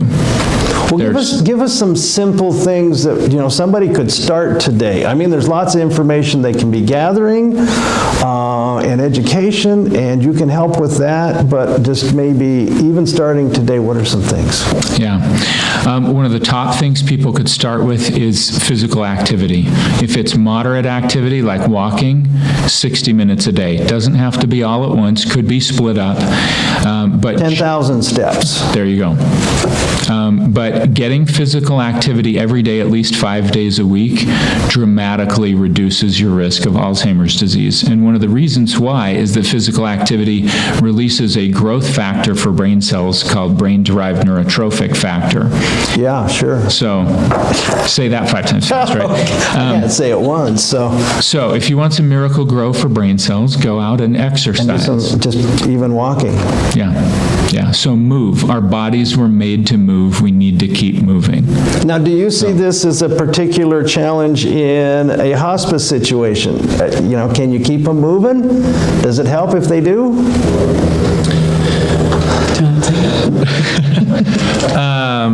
It's less of a goal within hospice to get them to move. It really depends upon the diagnosis that they have and where they're at in their disease process. If we can get them to move, getting them in their chair, getting them to go and do one of their hobbies, getting out in their garden, going to, sometimes we've taken people to go fishing or do some of our veterans, we take them on a last flight. So if they're mobile, we want to do things with them until they are not able to move or bedbound. So that's fairly consistent. So motion, moving, walking, breathing, I think is part of that probably too. It's good to get out and get breathing. Well, to that point, many people don't realize that they actually don't breathe very well, especially at night. At our brain therapy studio, we constantly are testing people for oxygenation at night, and we find a lot of untreated obstructive and central sleep apnea. You can be very thin and have central sleep apnea where your brain just forgets to tell you to breathe enough. Oh, goodness. And if you don't have enough oxygen all night long, it's going to impact not only your brain, but just Your health. your stamina. Yeah. Overall, you're not going to do very well. I can see that. Okay, so breathing, walking, motion, what else? Somebody just today could say, listen, I'm going to write down the top 5 things, 3 things. What else would you add to that? Yeah, I'd add definitely the way that we eat. And everyone argues over diet, trying to figure out the perfect diet. And I think it's more important to recognize some key principles. Number 1 is that food is fuel, and the way that we need to fuel our engine depends on how we're running it. The 90-year-old that's been sedentary for 40 years and has major metabolic problems needs to eat very differently than my 17-year-old son who runs 5 to 10 miles a day in cross country. Yeah. So food is fuel, and we've got to be thoughtful about what the engine needs. We also have to be thoughtful about managing our sugars, because insulin resistance and chronic inflammation are drivers of many of the top killers today, and many of the things that wreck our quality of life, both cognitively and just our overall physical system. So eating a diet that's very high in good fats, avocados, olives, extra virgin olive oil, nuts, seeds, those kinds of things, tons of vegetables, that's going to be really, really helpful for people in terms of controlling their sugars. So that's a massive area. And then I would add to that really checking certain key nutrients. Just B12 deficiency alone, for example, can cause a person to have psychosis. And then they might get put on psychotropic medications that have some pretty nasty side effects. And one of the reasons that people statistically live a lot longer on hospice is that we discontinue medications that may be causing problems. So looking at root causes, like if you take an acid reducer, Prilosec, for example. Those acid reducers are only meant to be used for 2 or 3 weeks, but people pop them like candy long term because they don't necessarily take a look at, well, why do I have reflux in the first place? What's going on? Am I chronically using ibuprofen and that's messing up the gut bacteria? Am I eating a highly inflammatory diet? And am I drinking alcohol an hour before bed? That's going to cause some reflux. So instead of taking that medication long-term and causing malabsorptive disorders where we can't absorb the nutrients that we need and therefore our bodies are depleted, looking at root causes in everything that we do is low-hanging fruit for a lot of people.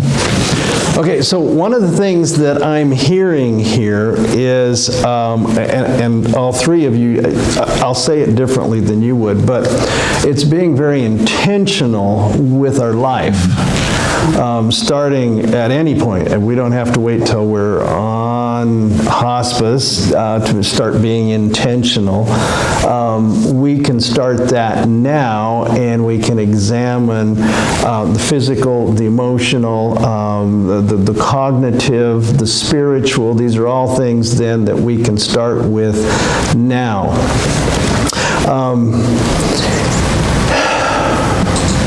You know, I'm kind of at that point, like, if I go much further this way, we're going to be here for the rest of the day, and we're not scheduled to be here for the rest of the day. Or do we kind of bring this in a little bit, and then, so I think we got to bring it in a little bit, being very intentional, which of course I think all of you said this to a certain extent, we got to be self-aware, but we're not good at that.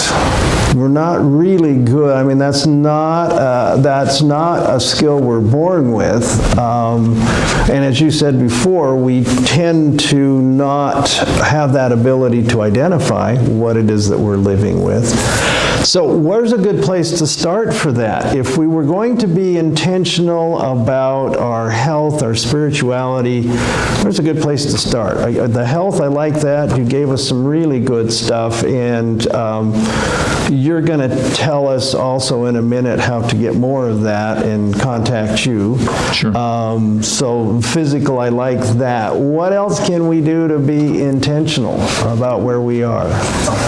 I like the relationship stuff that we talked about. Spiritually, Yeah, so spiritually, one of the few things come to mind, and mainly whatever we've left neglected or unaddressed is going to come up at the end of life, whether we like it or not. And if you mean we can't shove it down forever? We just No. keep packing it in there? No. It's going to come out. whether you believe in an afterlife or not, having some resolution on that, because people's anxiety and fear comes up when they're sitting on their deathbed and they are taking labored breaths and they're wondering what's going to happen next. If they don't have peace in that, we see a lot of fear and agitation that comes up when people are sitting there. We're not going to have our phone and our TV to be able to see at the end of life. We're left with our thoughts and our feelings, and That's we have horrible. peace with what's inside. I can't believe you just said that. I'm just going to put it right out there. Talk about being terrified. Yeah, so some ways to prepare that I think are really important within that. One is practicing prayer or meditation, getting away from devices, being okay with our own thoughts, and practicing prayer and meditation. People don't have that I skill know at all. it's not what's fun and exciting, but it's what can provide a lot of peace and calm. And I bet that really affects something us that we cognitively as well. That ability to 100%. just be quiet for a minute. Oh my God. Absolutely.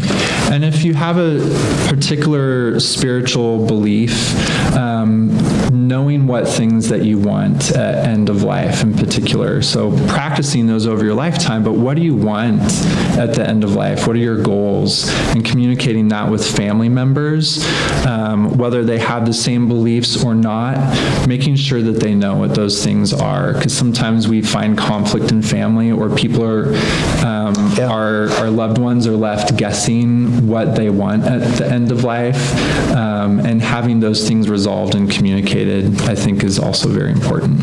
I've seen more than a little bit of conflict at the end because the family.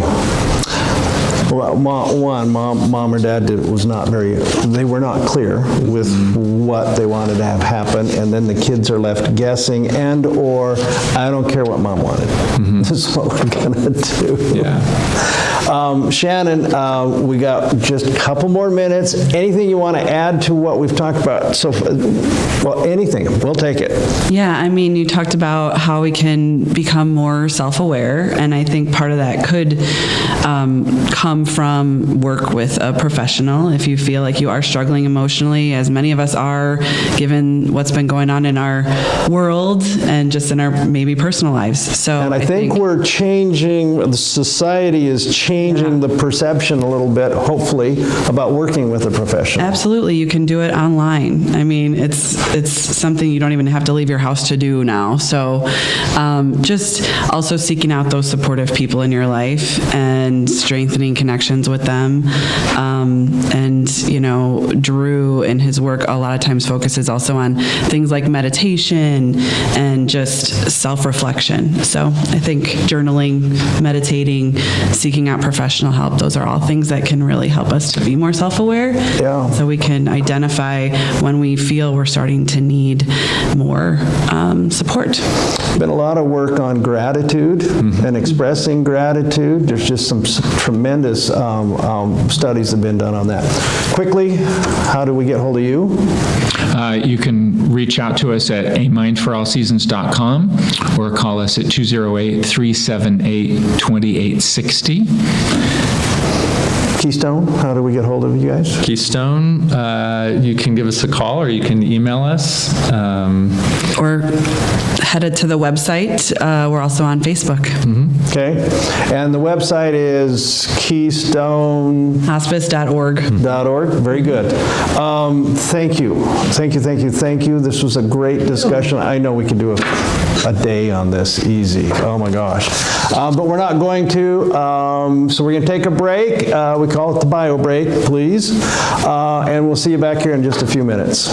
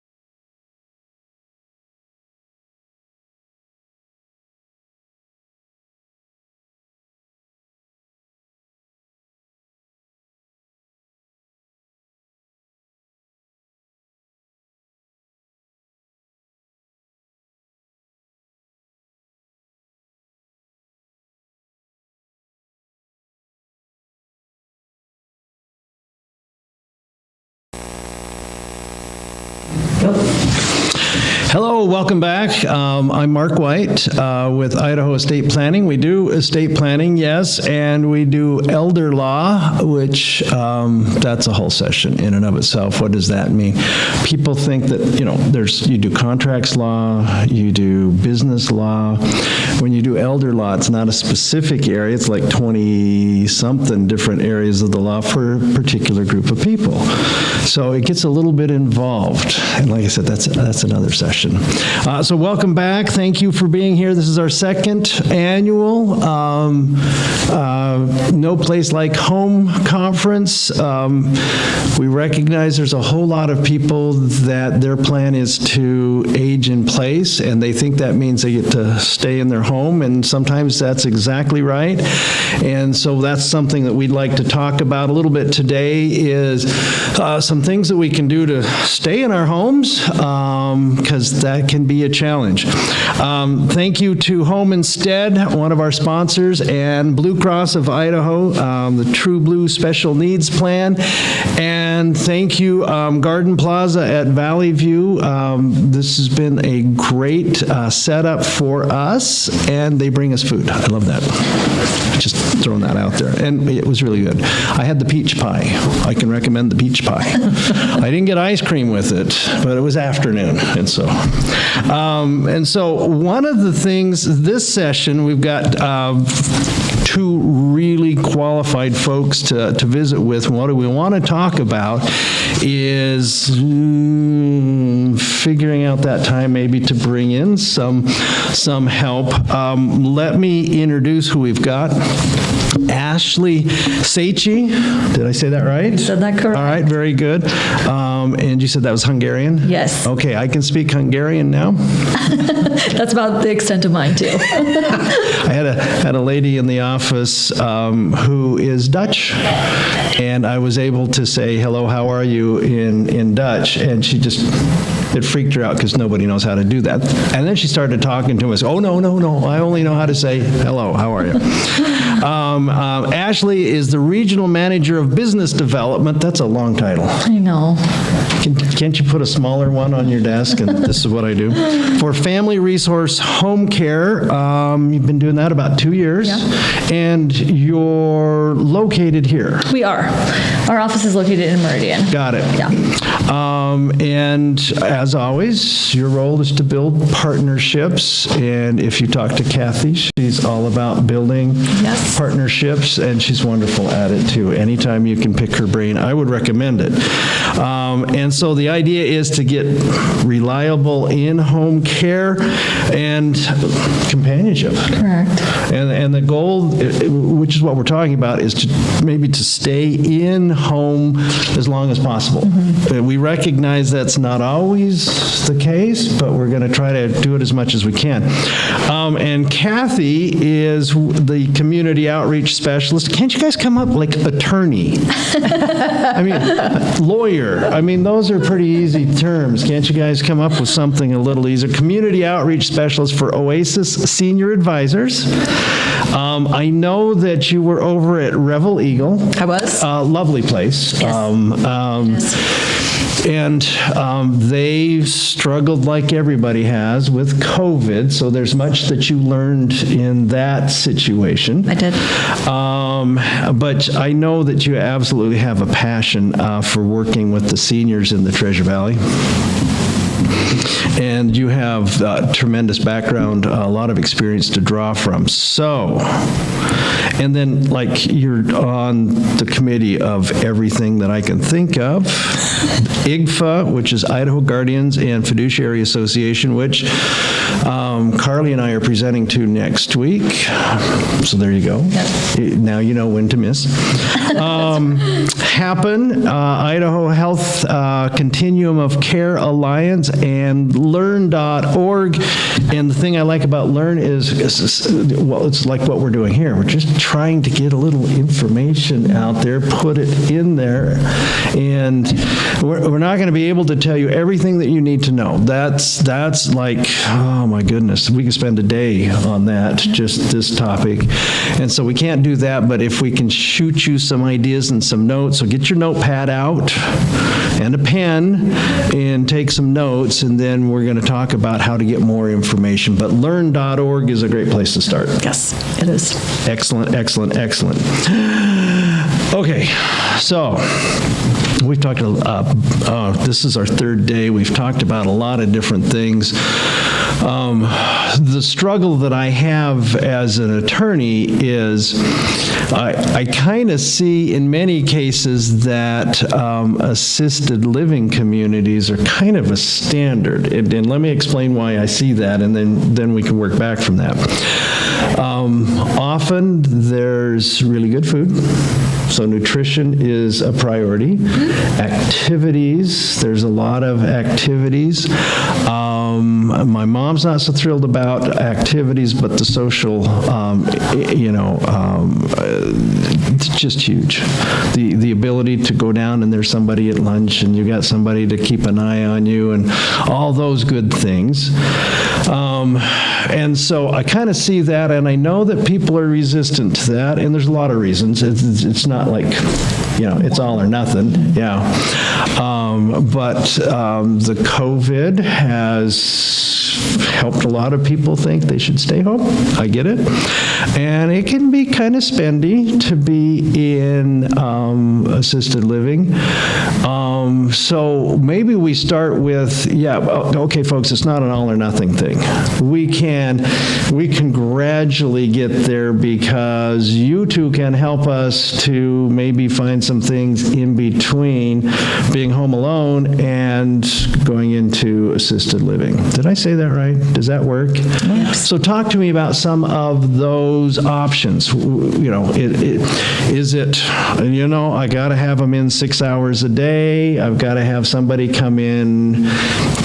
So that one's wrong. You could have somebody come in 6 hours, but it doesn't have to be that. So Ashley, why don't you start with that? Yeah, so oftentimes people think, in-home care, I'm going to be having someone living with me in my home. I don't necessarily know if I'm ready for that.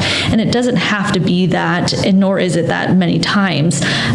We always suggest bringing somebody in before it's an emergency. So like you said, for a companionship, or let's say nutrition was a big factor as far as family, coming in help with meal prep, making sure that we have 7 meals ready to go for the next 3 or 4 days that they can just pop in the microwave, and that way they're getting proper nutrition. And it can be just 2 hours all the way up to 24-hour care if needed.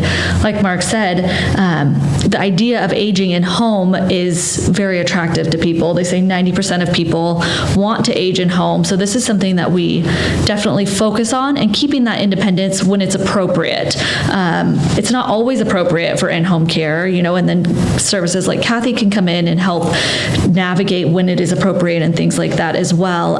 But keeping them in their home and safe and companionship, or if they just lost a loved one or something like that, a spouse, a lot of times you can see a decline quickly after incidences like that, but coming in just for a couple hours a day really helps navigate some of those risks that happen. So I think even if you want to just start small, grow that relationship, and then you can always go from there. So really, it's a transition from I'm not even sure when to, okay, it's not either economically feasible or from a safety situation, we can't be at home anymore. So Kathy, how do we navigate that? The challenge being that the majority of the phone calls that I get for support for families or for individuals always ends up being need-based. Something's happened. They fell. They are in a hospital situation and they just are rehabbing and cannot go home. And so oftentimes there is no gradual path to it. It's just literally, this is what's going to happen next. And it's unfortunate because, again, in a lot of cases, people have an impression that isn't any longer accurate fear that's based around that, so it becomes very dramatic and traumatic. It doesn't have to be, and I guess the encouragement that I offer people is have those conversations. Talk about what that environment looks like, what that potential is. Maybe do a visit with no other intention other than, what is it like? Let's go in and have a lunch and look around with no commitment. One of the things that's also available, it's probably not well known, not every community does it either, but there is such a thing as daycare that can be provided at an assisted living, where you just simply go in and for a fee, let your loved one or yourself spend the day. And you're kind of dipping your toe in the water. It's like, how does this feel? How does this work? Another opportunity, which I've run across, don't think about it very often, but let's say it's on the memory care side, there's something in the Valley called Sarah Care. Yes. Where you can take your loved one there so that they can begin to see what it's like, to be around others that are, where they're at, and just experience it for a day. And I think all those things kind of begin that process for when the time comes. I have an Eric Colette story. One of, there was a couple he was working with when he was at the memory care as the administrator, and the gentleman had worked for the Boy Scouts in Montana for years and years and years. And so he got involved with the family, and he told them they're not quite ready, but we have a daycare program. And so the gentleman became a volunteer. He was told he would volunteer every day at the memory care. And so he was up every morning, he was there, and that was who he was, and so he was able to volunteer. It was a great story. All right, so we've kind of got this transition from I'm at home, I'm okay, because that's what they say. My mom, it was 3 falls, and she was still okay. We kids were not, right? The family was like, you can't stay by yourself. So we got this transition from here to assisted living. I like the idea of having that conversation. And Ashley, we can have somebody come into the home, too. It's not just go visit assisted living, because even still folks are having a struggle with that, especially in the time of COVID. That's true. But we could have somebody come into the home. You could go do that. Yeah, and it eases that transition too. Just getting used to somebody being in the home, helping you with your daily needs, even if it's coming in to help them shower twice a week. It transitions that and helps them keep independence, first of all, and keep the safety while they're home. And then when the time does come, if they are ready for assisted living and that's, their wishes, then they're a little bit more used to having that care and having the people around and having caregivers. It's not as dramatic as all of a sudden now they're in assisted living and they're having people around all the time. Well, that's a big jump, because to provide the care, you are going to give up quite a bit of your privacy and your autonomy. You're thinking, I'm just, I'm a wasted human being. And so I like the idea of maybe, transitioning through that. Well, let's start with, in this path, we talked about this in previous sessions, we've got the family here, and then we've got the family that isn't here. And unfortunately, many times the family that isn't here knows more than the family that's here, or at least they see it differently. Anyhow, that can be really interesting. And so we got the family here, and they're trying to help Mom. Mom, I'm guessing, from what I've seen, is maybe underestimating the amount of help that they need. Does that ever happen? I would say that's probably 90% of the time it's true. So it's not that they're not telling the truth. Yeah. It's not that they're lying or anything like that. It's just how they see where they are and what they need. Okay, so the family comes and helps. this is going to sound horrible, but they don't necessarily have the training to help. And why I say that is they probably don't know what to look for, right? So what can we help them to look for? So there's actually an interim step that we really haven't introduced or talked about, but we probably should, and that's the concept of independent living communities. Oh, yes. Like Garden Plaza is, where, instead of being in a home environment where there's a lot of risk, they fall off the step going out to the yard or whatever that might be. So sometimes the answer becomes to introduce the thought of coming into a community such as this, where you have your meals provided to you, where you've got the socialization that you probably are lacking, where you've got the opportunity for exercise, and a whole lot of things. But you don't need to shovel the walk, you don't need to rake the leaves. So you're eliminating all of those risks that have the potential for putting you in that place of having to literally, and you're really calling it, skip a step. So if you're proactive and take that initiative early, then you're not forced into an environment that you're totally unprepared for. Excellent. And you can bring in some care in the independent living so that we're not pushed into, feeling pushed into the assisted living. And when you talk to independent living here at Garden Plaza or anywhere, a lot of where they lose the independent living and going to the assisted living is medication management. So you can bring somebody in to help with med reminders and things along those lines, even in a community, so that way that step isn't as dramatic and as fast as it could potentially be.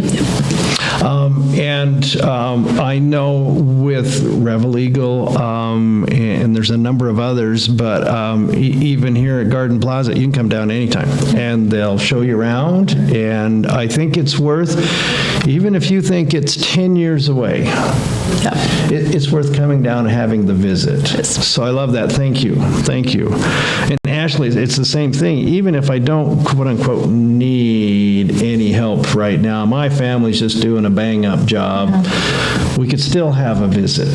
That would still be worthwhile. Yeah, and I think everybody needs more help than they think they need, like you said. So even if it comes down to who wants to be able to, clean the home and just having those eyes from like a child's perspective, for their parent, having just that extra set of eyes, even if mom or dad don't need the care yet, helping with the cleaning and the dusting and the vacuuming that often lead to the falls and, the serious incidences, we can come in and help with just those chores that nobody really wants to, do on a daily basis. Well, we see it from the standpoint, it's usually the daughter, or sometimes the daughter-in-law, Correct. that ends up coming in to provide the care and take care of teenagers or little kids or whatever. And so, that's quite an impact on them. The husband, I'm not saying that he's clueless, because I might be one. We're not completely clueless, but you know what? I know this is really sexist, but women are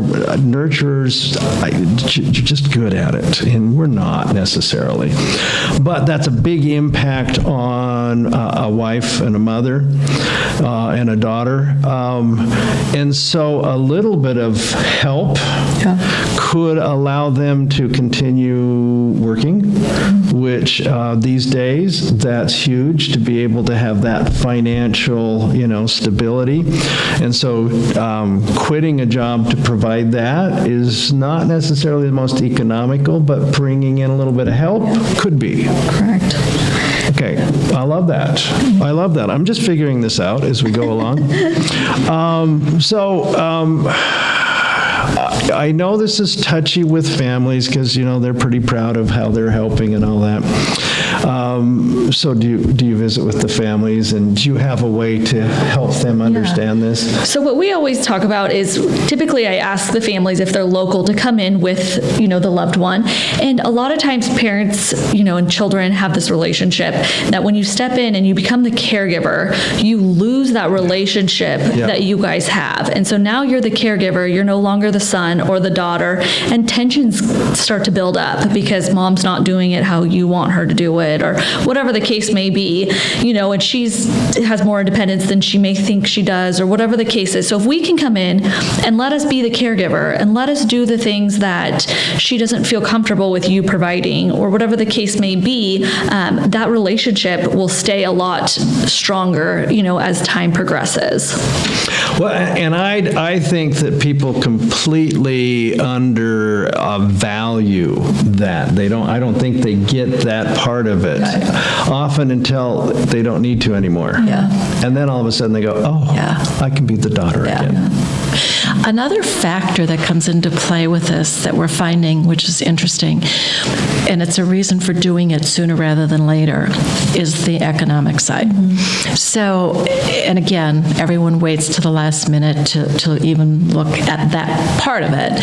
But what happens when you engage an elder law attorney or someone with the ability to give you some financial guidance, begin to see how far your money is going to go. And, at what point you're going to have to make a different decision, potentially because your money will run out, like having to go on Medicaid in order to pay for it. But if you take, the proactive approach to it, go to someone, you can map it out. You can make a better choice so that whatever the facility is that you choose, they would accept potentially Medicaid several years out, and you don't have to move. Otherwise, it becomes that factor of, oh my gosh, now what? What am I doing? Yeah. And what am I going to do, and where am I going to go? Well, and it seems to me that a couple of things that seem to trigger the spiral, right? And I shouldn't maybe say it that way, but kind of is a spiral. Fall. Yeah. Yeah. And then, some other event such as a stroke or whatever. And some of the things that we could do to maybe push that down the road a little bit is better nutrition. Retrofitting the house so that it's safer, or, independent living that's set up to be that way to begin with.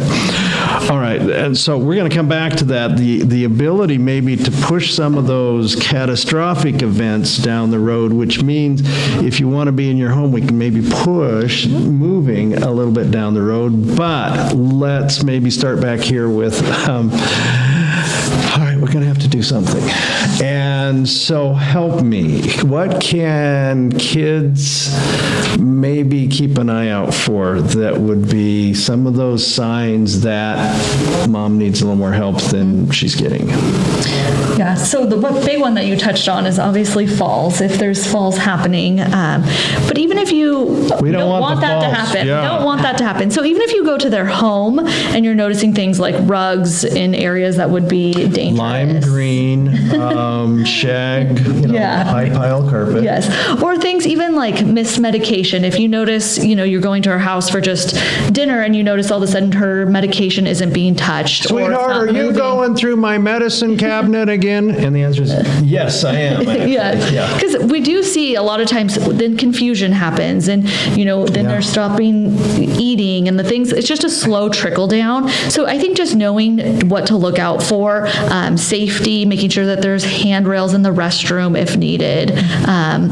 Like I said, the medication, making sure that she has food in there, even if it's a delivery service. Things along those lines that will really help keep them in there, that are easy enough to do before an emergency happens. And the dementia factor as well. Oh, yeah. And it doesn't have to be related to anything other than the aging process, the forgetfulness, the not connecting the dots, that type of activities. So, yes.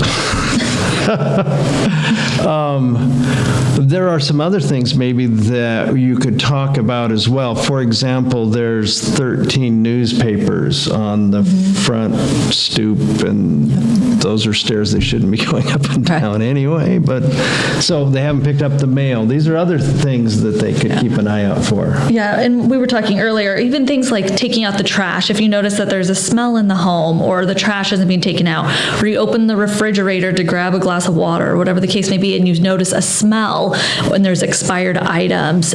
These things are typical in telltale signs that it might be time to bring in some help, even if it's just a couple days a week to, help with grocery shopping, help with cleaning out the fridge, help with taking out the trash. Things that used to be easy and things that used to be automatic are no longer automatic. And so those are some telltale signs when it might be time to bring in some help, and even just a conversation at least. Start that conversation. And particularly when mom was fastidious about her housekeeping, and all of a sudden you're seeing some things, and part of it is I know they don't see as well. I get that, but those smells, that's a huge indicator, it seems to me, that they're not where they used to be. And so, yeah, I could see I guess two things. One is helping mom to understand that, but it might also be, and so kids, we're talking to you, that this is something to be aware of. This is something that we have to fight the denial a little bit and go, and we talked with in the session before that this is natural, but we don't want to admit it. We don't want mom to diminish, and I can tell you from personal experience that's very difficult, extremely difficult. But we're not helping anybody by remaining in denial and not pursuing a little bit of help. And then the financial side of this is if we can bring in the help, then I don't have to juggle, so much work and taking care of the kids, or using extended, vacation leave to help mom. And Kathy, it goes back to what you were saying, is now we're changing the dynamic of our relationship. And that's even more difficult. If we will be, self-aware, that's even more difficult. And one of the other things I've run into as well, just working with families and with loved ones, is you need to honor those people and let them speak. Let them have a voice. A lot of cases, what we find is they'll come in with mom or dad or whatever, and they do all the talking for them. So I make it a point and a habit to directing my comments and my questions to them. So they don't feel like all of this is happening around them and they have no control. They need that ability, to be respected, to feel like they have a voice, they have a choice.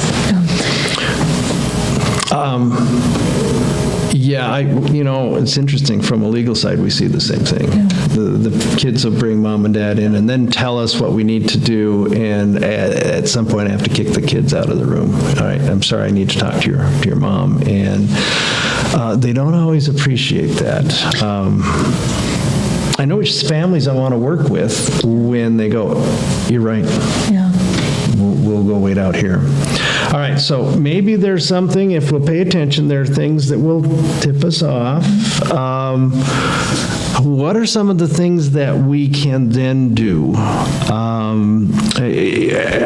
as well as bringing in the help and an appropriate level of that, which I know they're always reluctant to get to the right level, right? Well, I don't need that much. And for us, when somebody comes in and they always say, well, I have a very simple estate, it's just straightforward. What they're really telling me is, I don't want to pay you any money, right? I want just to be really cheap. That's that way. I mean, it's a buzzword, right? It's really straightforward. It's really simple. And I imagine you both hear the same thing. It's really straightforward. It's really simple. I don't need much, which means that I think that typically that means they're looking at, this amount down here because it's either spendy or they don't want you in the house. So let's talk about some things that we can do maybe to keep them at home a little longer, but keep them safe and quality of life, because those two things I think get traded out pretty quick.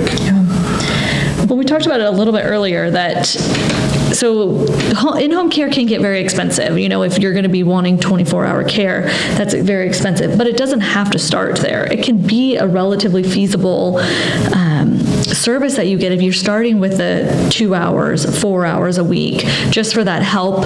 And then it does come to a point where if someone is needing, more hands-on care and they're needing those, 24 hours around the clock, that it is going to be probably more financially smart in order to go to an assisted living or go to a memory unit, whatever the case may be, where it's best fit for them, because it does come down to it is expensive. And so but it doesn't have to start there. It can be cheaper than going to an assisted living right away if you're bringing in just a couple hours a week for help.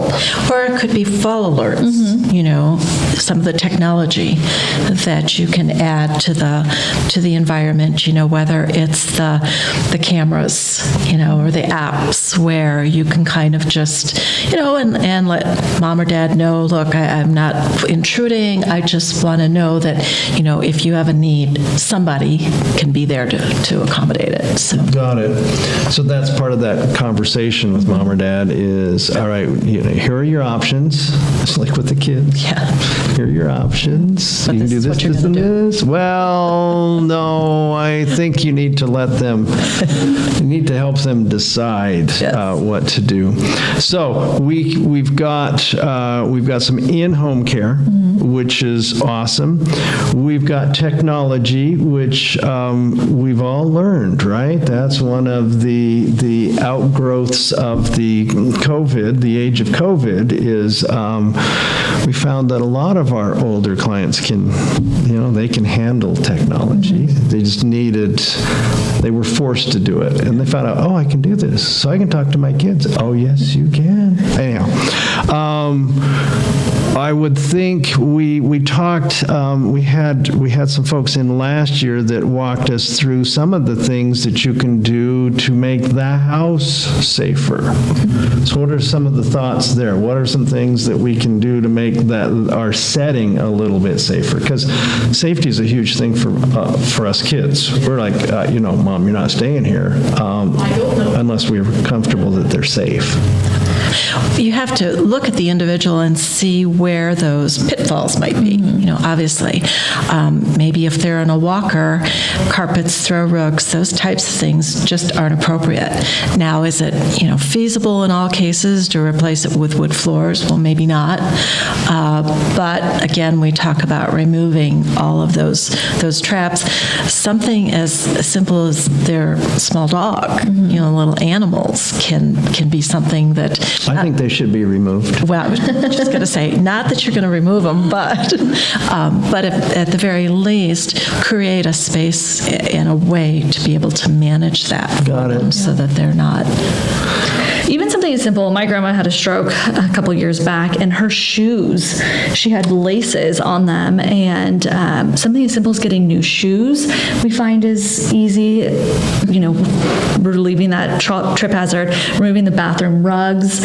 A lot of times we get calls of clients that have been on the floor for 3 days because they fell in the restroom, is what we get a lot of times. So getting things such as grab bars in the bathrooms and in the shower, getting shower chairs where it's appropriate, appropriate. Just getting stuff that's, going to eliminate those emergency calls if needed. And a lot of times asking them, where are you seeing your struggles? And just watching them, from our client side, I can go and do an assessment, and I can ask them to ambulate and stand up, and I can just watch them from walking around the house, like, okay, that's going to be a trip hazard, or they're not probably as steady as they should be using that walker. Maybe we could do this walker instead. And just keeping an eye and really being vigilant for your family member, a lot of time eliminates that. One of the other places that tend to, cause those kinds of things, they want to be there, but it's their backyards or the yard.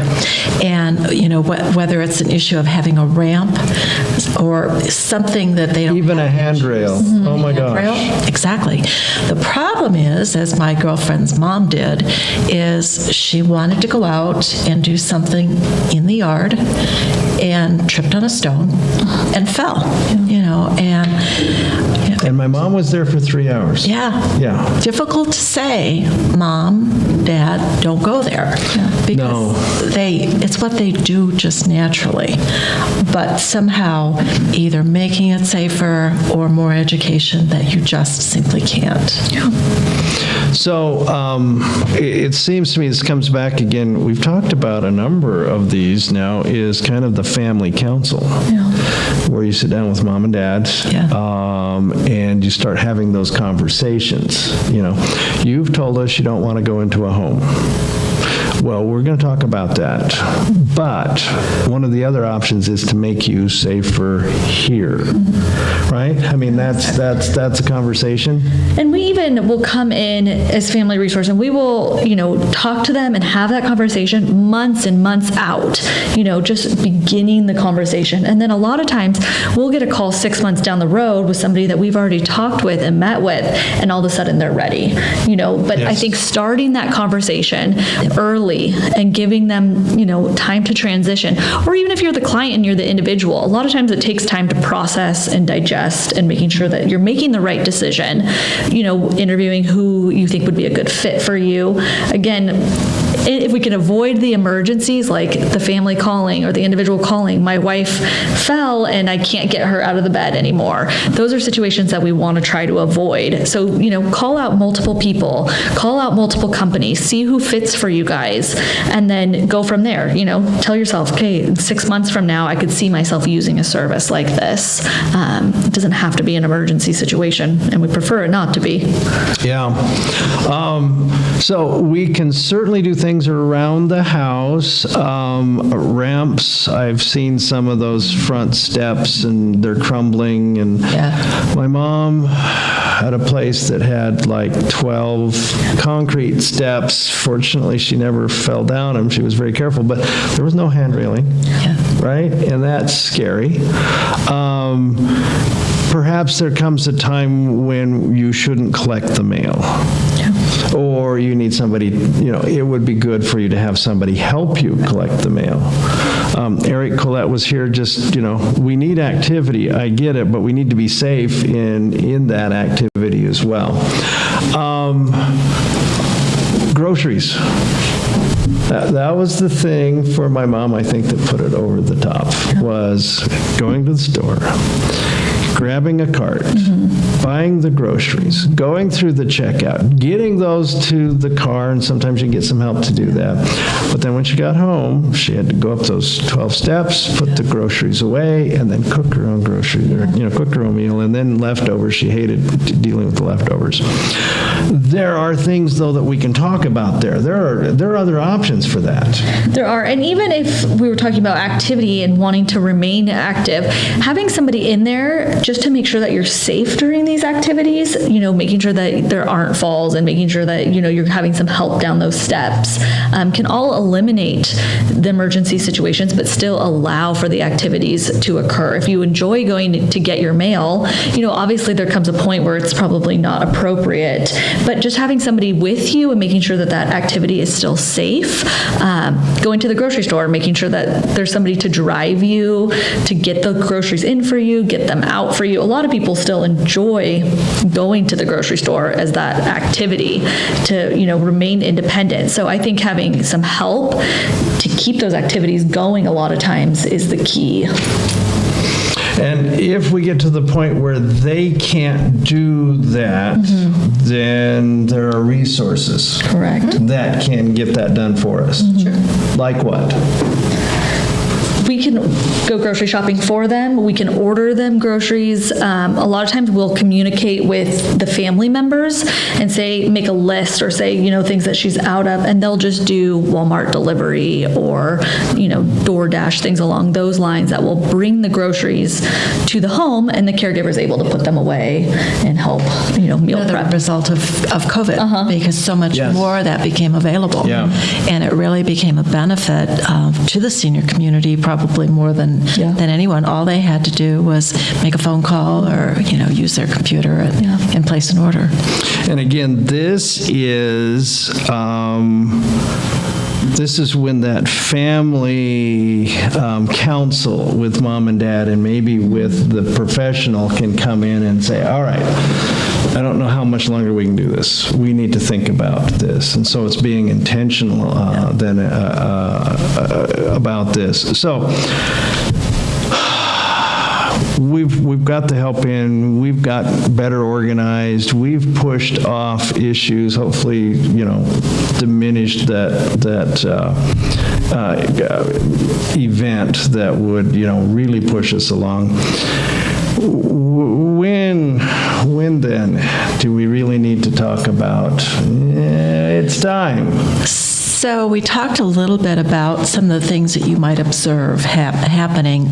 As an example, they're not eating. That even the food that's there, they don't prepare for themselves.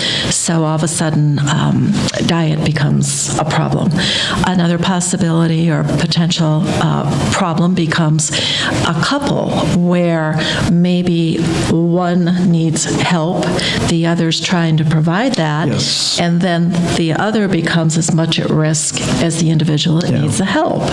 And those are really challenging because they feel like they have the help they need when the help they've got is not appropriate for them. So, but that's a difficult transition, I think, for a lot of people. And so, again, I think it's being self-aware, but that's a challenge. That's a challenge to be self-aware. So how do we have that conversation? What should we be doing? It's multi-layered. I worked with a lady whose mom lived in Oregon. She was married, and it was obvious to her that things were not going well, and her husband thought it was just fine. So we worked to find some place that might be appropriate.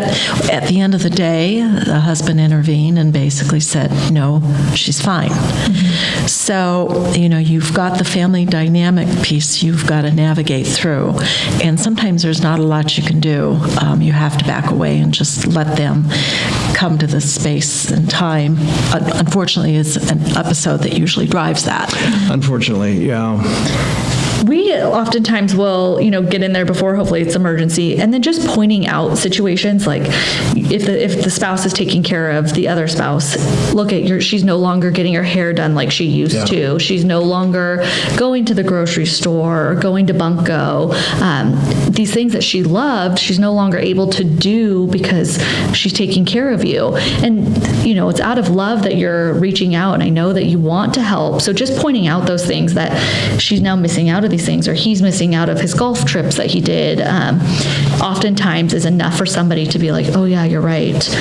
I don't want to damage my spouse. I don't want to, cause them any harm or anything like that. So just lovingly pointing those things out sometimes helps. And another thing that you can do, because I've been in some of those situations as well, is I had a family I was working with, a couple I was working with, and she actually got the support of his doctors. news. And so she didn't have to be the bearer of the bad news. She talked with his doctors knowing he shouldn't drive any longer, he should be doing this or that or something else. And the doctor said, let me do it, so that you can continue to be his wife and support system. I'll be the one.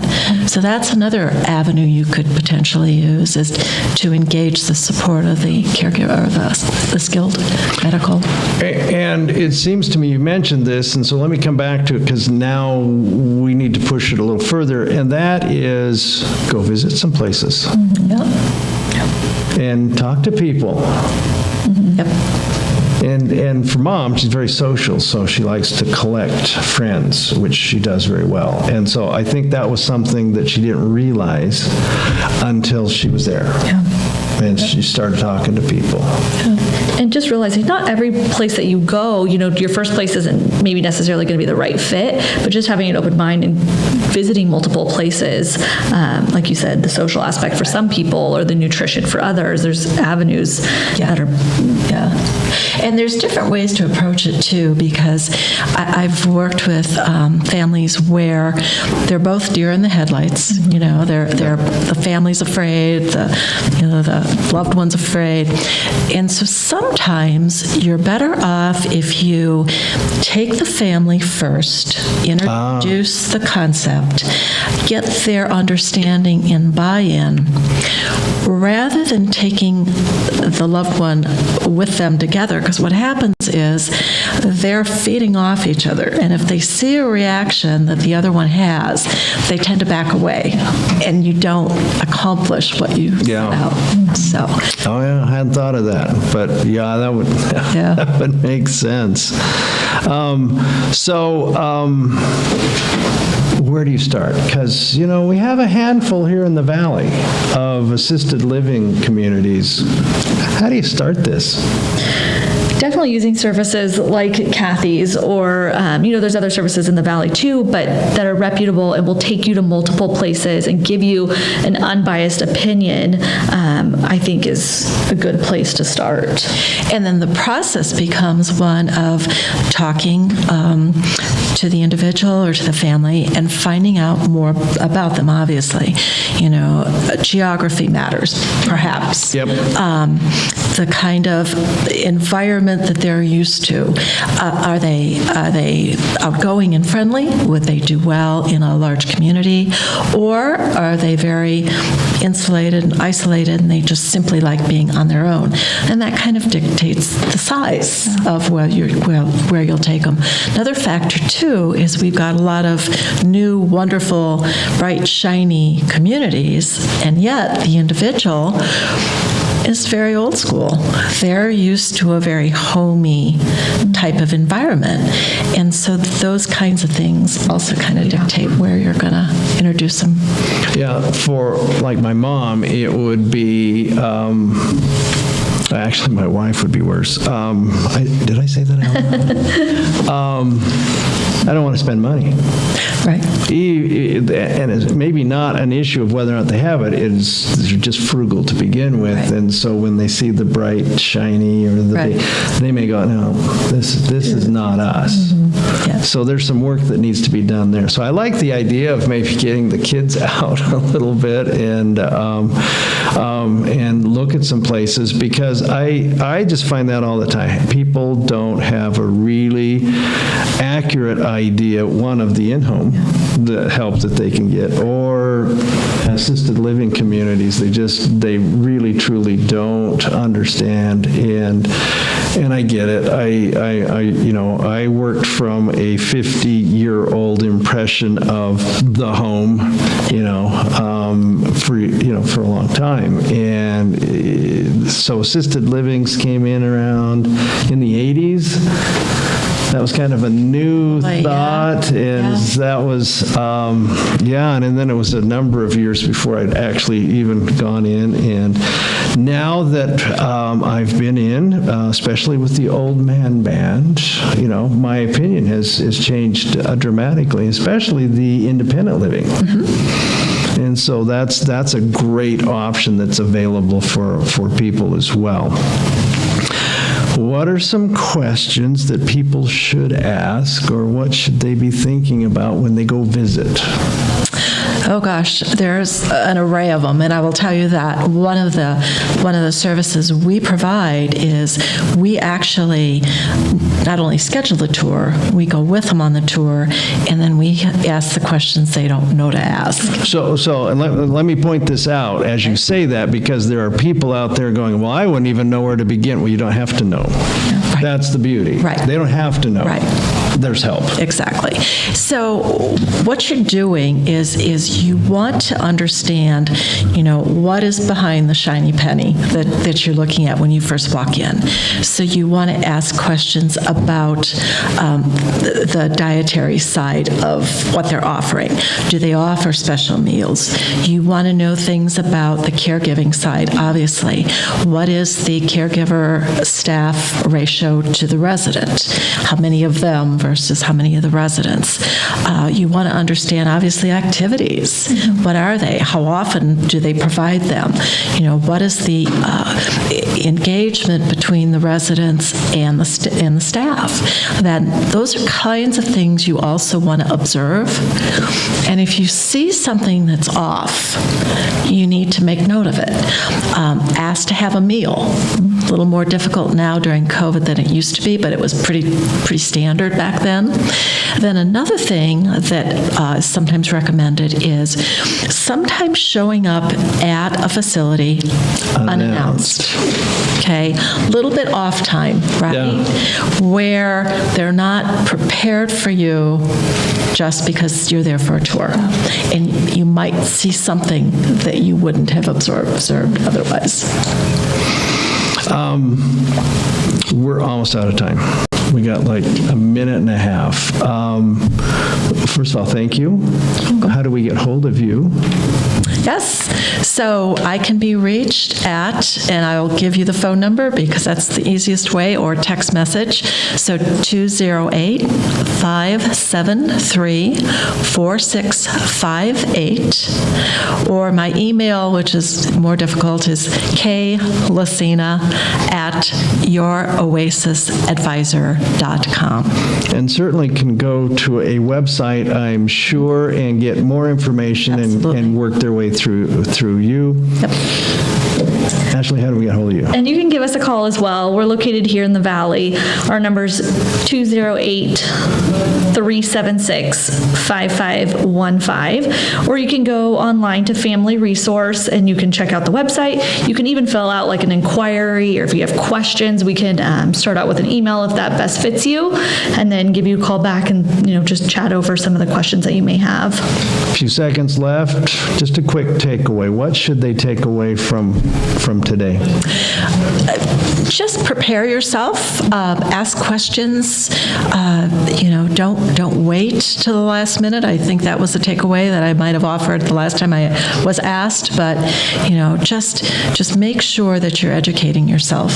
Very good. And I think just preparing for the future, with all kinds of resources that are out there, again, emergency situations are not ideal. An interview and do your research so that way it's, the best is available to you. Very good. Thank you both for being with us. We're going to take a quick break, and then we're almost finished, not only for the day, but it's been 3 days with some great people, and so thank you both for being here. Thank you for having us.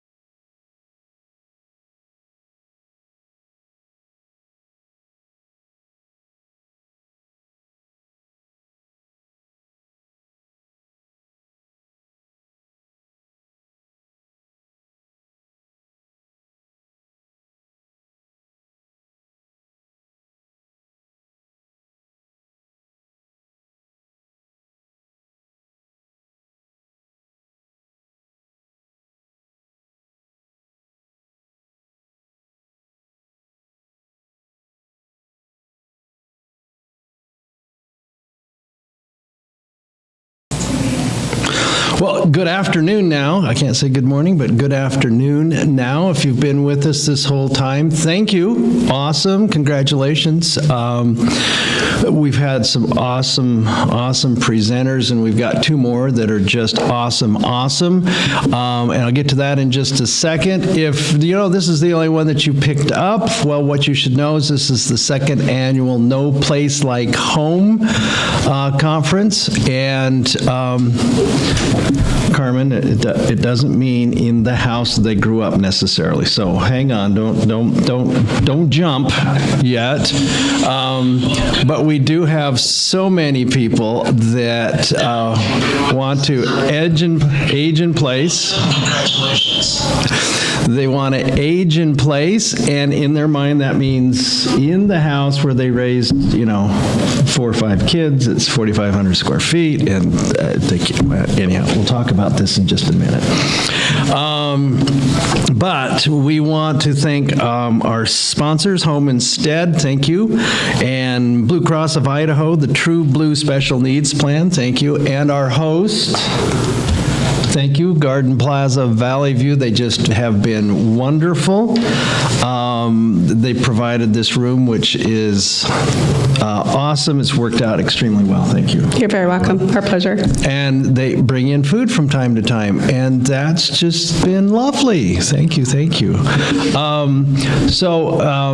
Well, hang on. I'll get to you in just a second. I'm going to ask you some questions about Garden Plaza Valley View as well as a couple other things. Our theme for this whole thing has been kind of the intergenerational approach.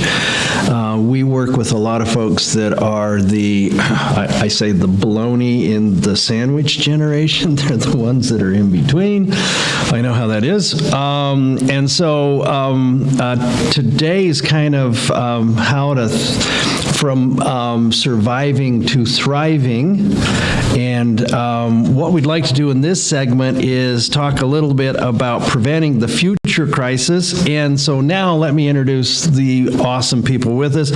Carmen Becker, who I've known for probably a decade now. I've been doing this for 17 years. You're about the same. Yeah. We're old. And she is the Regional Sales and Marketing Director. I was complaining a minute ago that you folks can't come up with shorter names. Like, I'm an attorney, right?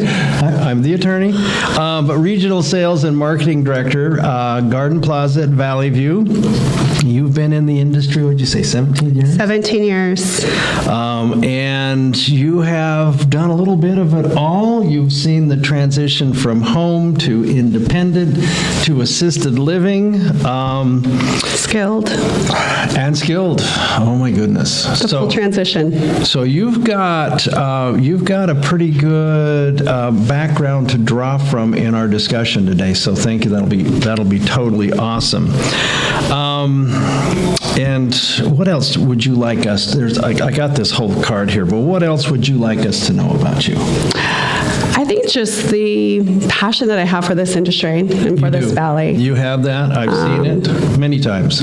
And I'm grateful that you're putting this on so that our families have the resources to access. Aging isn't for the weak of heart. My mom says not for the wimps. No, definitely. Yeah. Well, very good. Thank you. And we have Jesse Lukey. Lukey, yes. Lukey. Nailed it. That's a Spanish name, isn't it? German, Argentinian. I'm not sure. Oh my goodness. There you go. Business development representative. Again, there's right. With Dispatch Health, and Dispatch Health is kind of a newer thing. Yeah. We've been around. The company started in Denver about 6 years ago, but we've only been in the Boise market for about 2 years. 2 years, yeah. Okay. So another local kid, BSU. Mm-hmm. Yay! Right. and a BA in business administration with a minor in marketing. Yes. And 3 years skilled nursing as a marketer admissions coordinator before jumping over to dispatch health. Yes. That 3 years I spent in skilled nursing was an eye-opener. It was my first exposure to healthcare, and just to see so many unnecessary trips to the ER that just ended up, down the wrong path, and that could have been prevented, and so I'm happy to be part of this new company. I was going to ask that question, and then I hesitated a little bit, but let me see if I can ask it right. Everybody, perhaps at least at a certain age, should spend 3 years working with folks in skilled. It would change their mindset and perhaps some behaviors? I 100% agree with that, yes. Okay, very good. Very good, very good. So, yeah, you've been here since you were 4. I want to ask how long that was. Where were you before that? I'm a youngin'. I grew up, or actually was born in Los Angeles County. Oh, well. But before I started elementary school, my parents said, we're gonna get him out of here. So they weren't the only one. Right. Yeah. And 3 dogs. Yes, my children. I need to introduce you to my kids because dogs and board games, and I'm not necessarily thrilled with either one, but they do, and they love it. So I that's love great. that you have all that on there. Yeah. That's so important. So, first of all, our garden plaza at Valley View. Mm-hmm. Again, thank you. I've told the story to a couple of people that I've gotten chewed out here before because the old man band was too loud. You've seen the crews playing cards down there, right? Yeah. And you avoid them. Oh, bridge, we don't mess around with You kind of bridge. just walk around them. We and, tiptoe, there's bridge you just don't mess with. well, somebody had Happy hour and bridge. Those are 2 staples that we just never, ever schedule around. somebody scheduled us to come, so we're playing, and oh my goodness, I'm like, all right.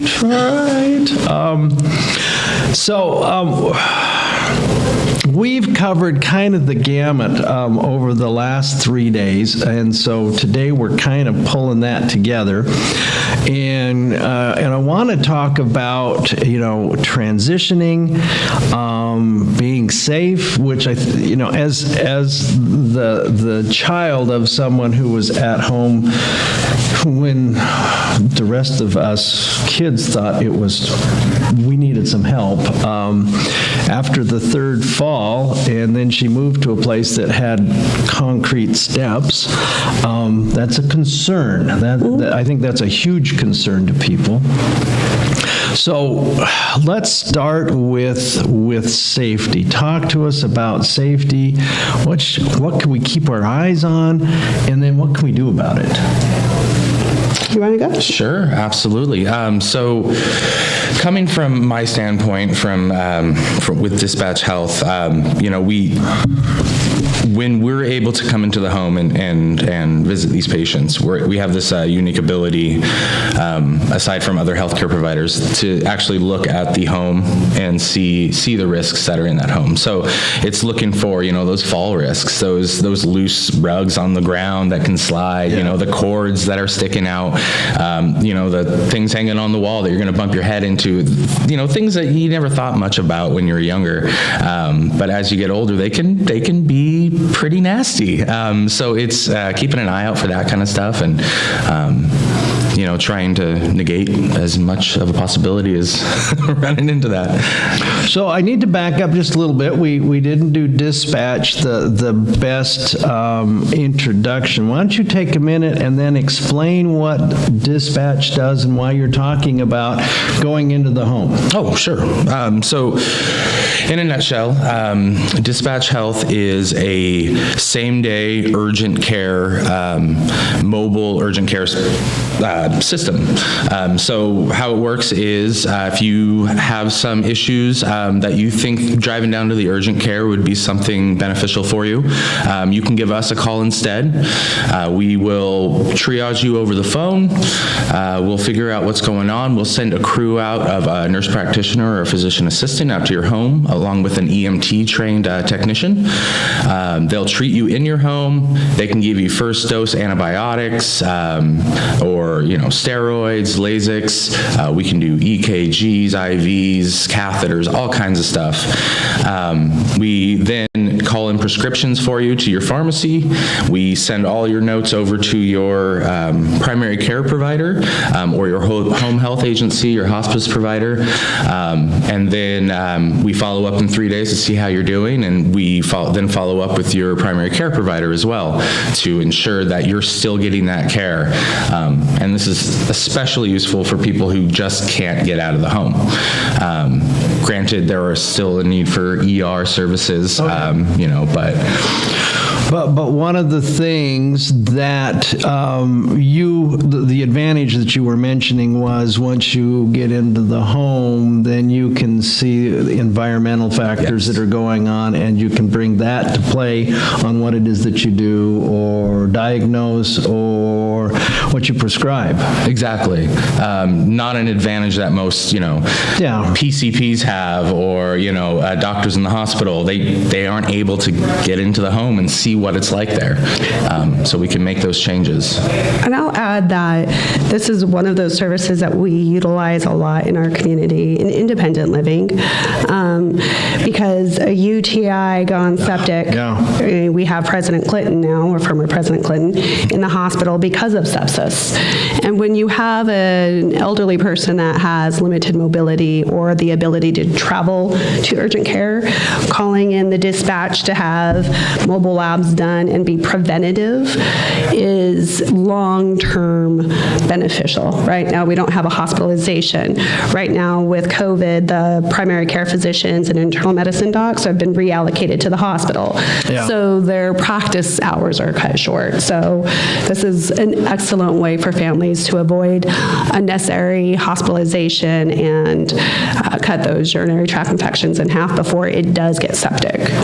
And I would, I haven't seen as much of that in my situation, but I would guess that a big reason that people don't get the medical care that they maybe should be getting is access. Yeah. Being able to just go. Absolutely.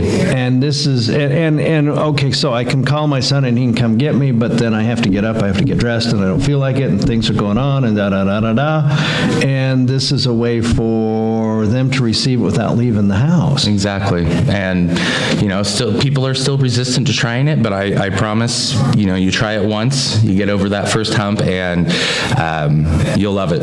And it makes it so much easier.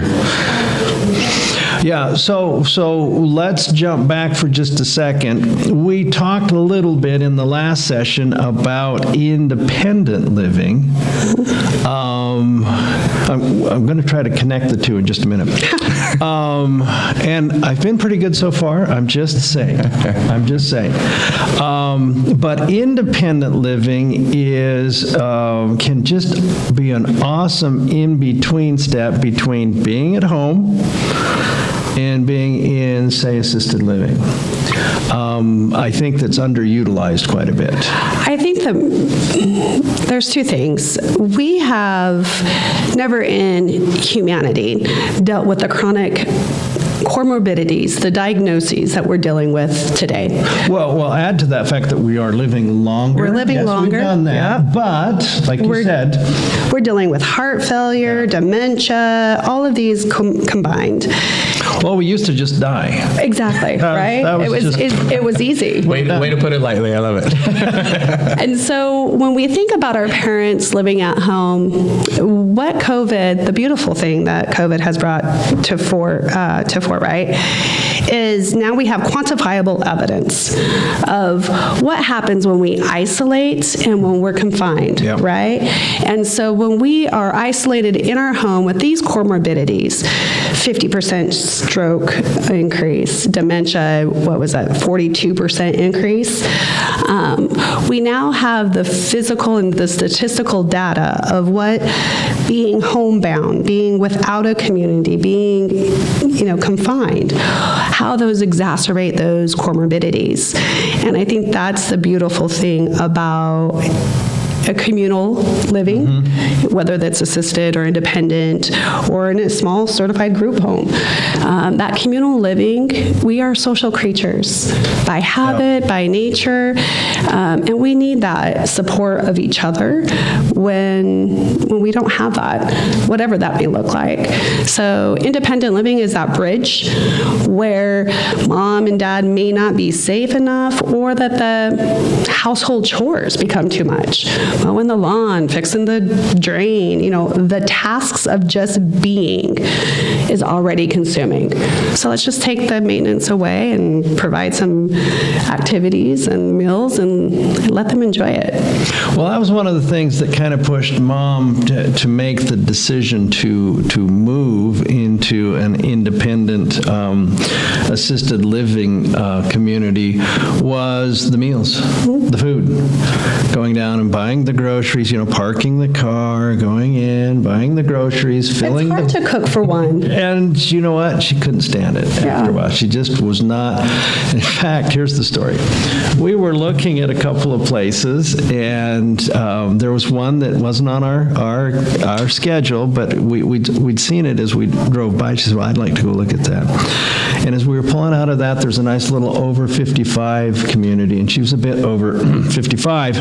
And we're driving through. I said, Mom, this looks good. And I knew she wasn't going to like it, but I took her in there, and she goes, will they cook for me?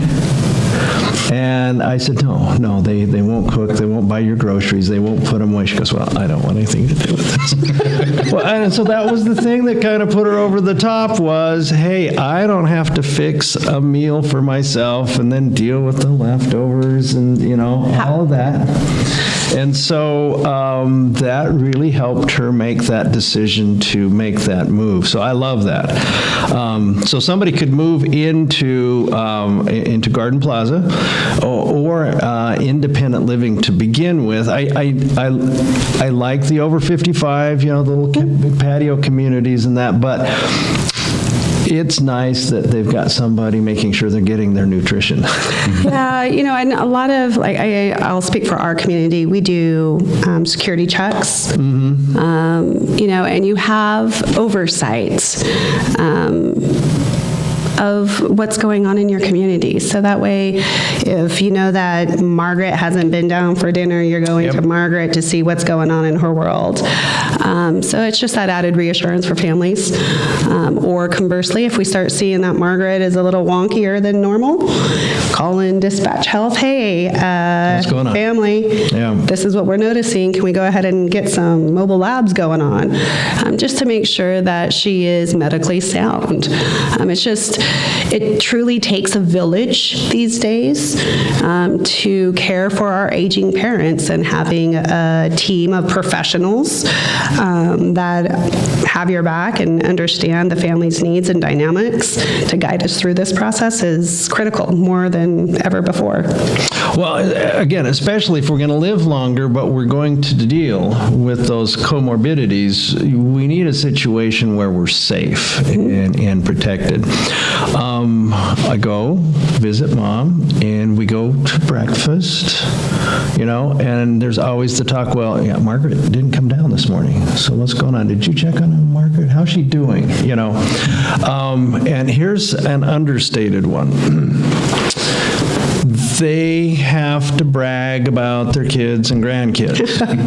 And they can't do it if they're home alone. I'm throwing that out there, that, they get to the table, and oh my gosh, it's so funny listening to them, because, they're out trying to outdo the other one. So hopefully Mom's not listening to this. it's hysterical. But I love the fact that it is a very social situation and they keep an eye on each other. They truly do. Well, and then they have somebody to come down to lunch too. Now, I think what I love about the dispatch health model is the fact that we would only go to skilled because we finally got there. Yes. And maybe not sooner than we needed to. Right, precisely. In my mind, I mean, there's a lot of good we can do, because we can treat from 3 months of age through the entire lifespan. But our hugest demographic is between 70 and 79 years of age, because that's just where the need is. And a lot of our stuff comes from independent living, from assisted living.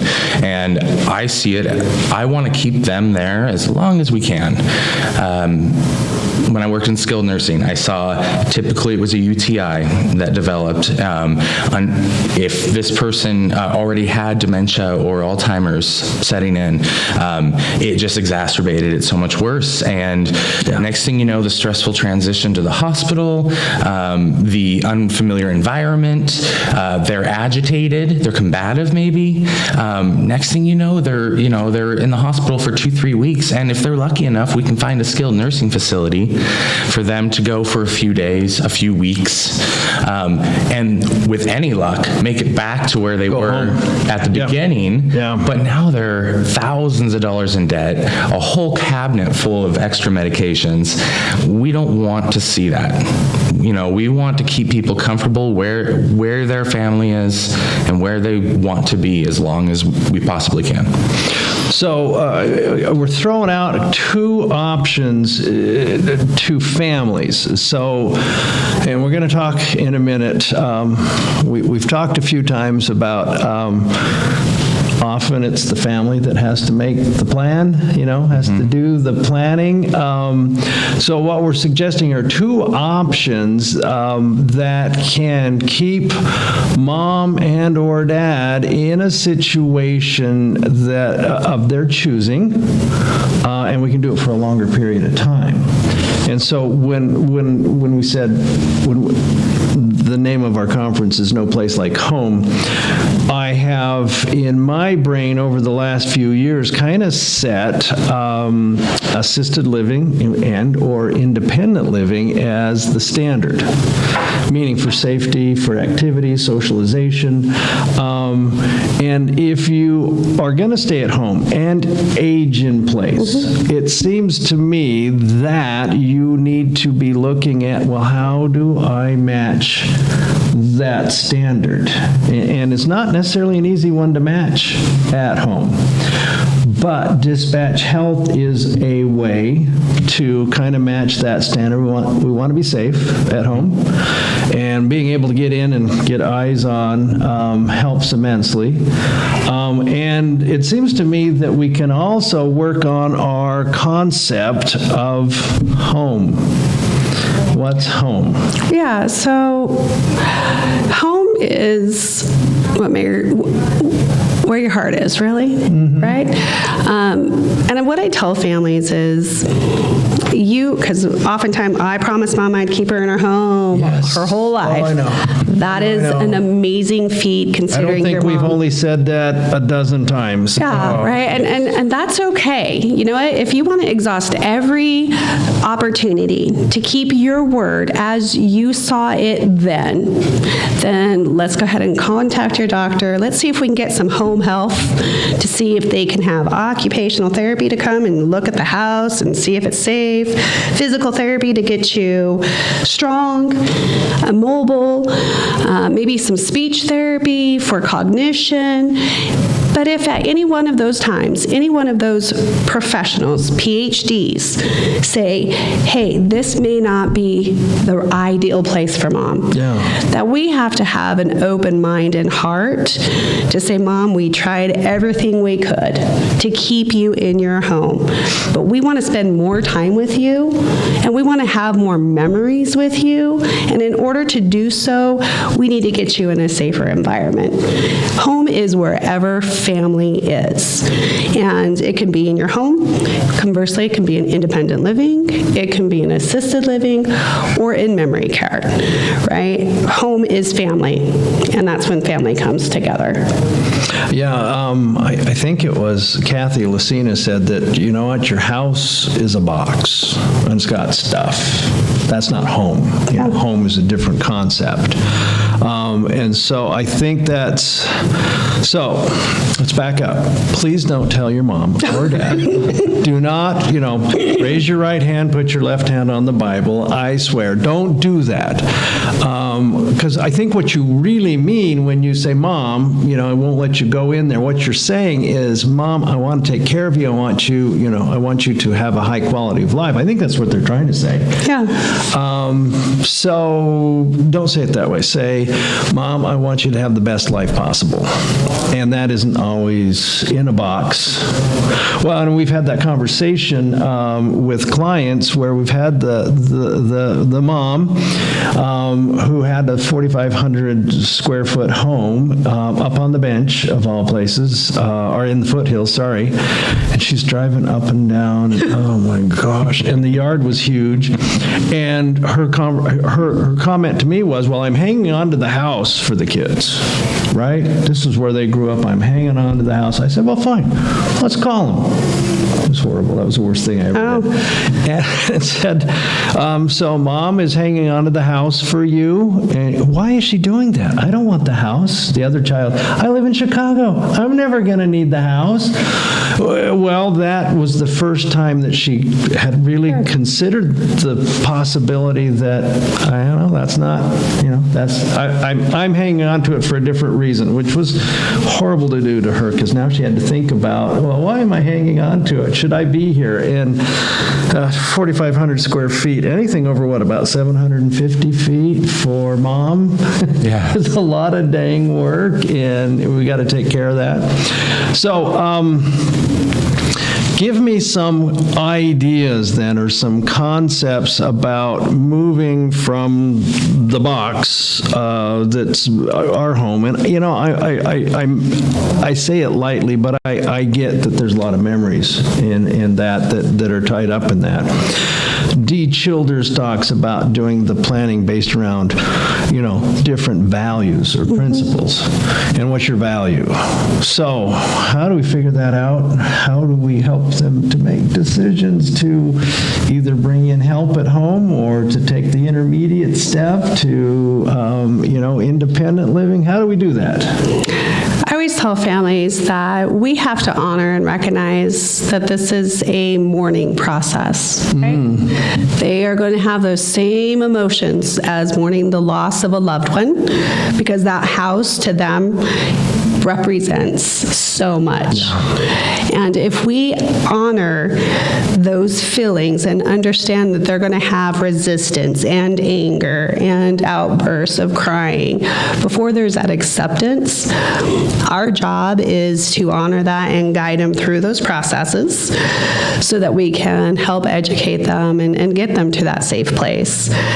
Sometimes you have those family dynamics where one sees Mom as she is and one sees Mom as they want her to be. Yeah. Right? Yeah.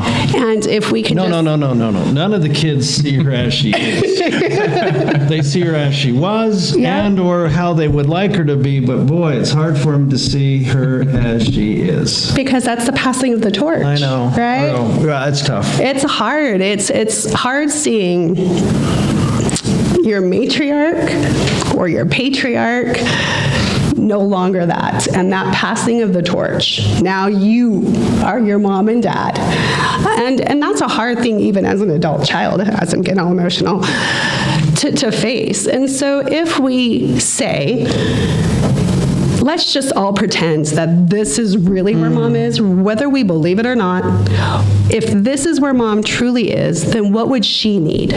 Take the objectivity, and if this wasn't Mom, and this is what we were facing, what would we do if it wasn't Mom? And planned around that, right? It takes that emotion out of it, and it lets us think outside of that emotion. Which is really hard to do.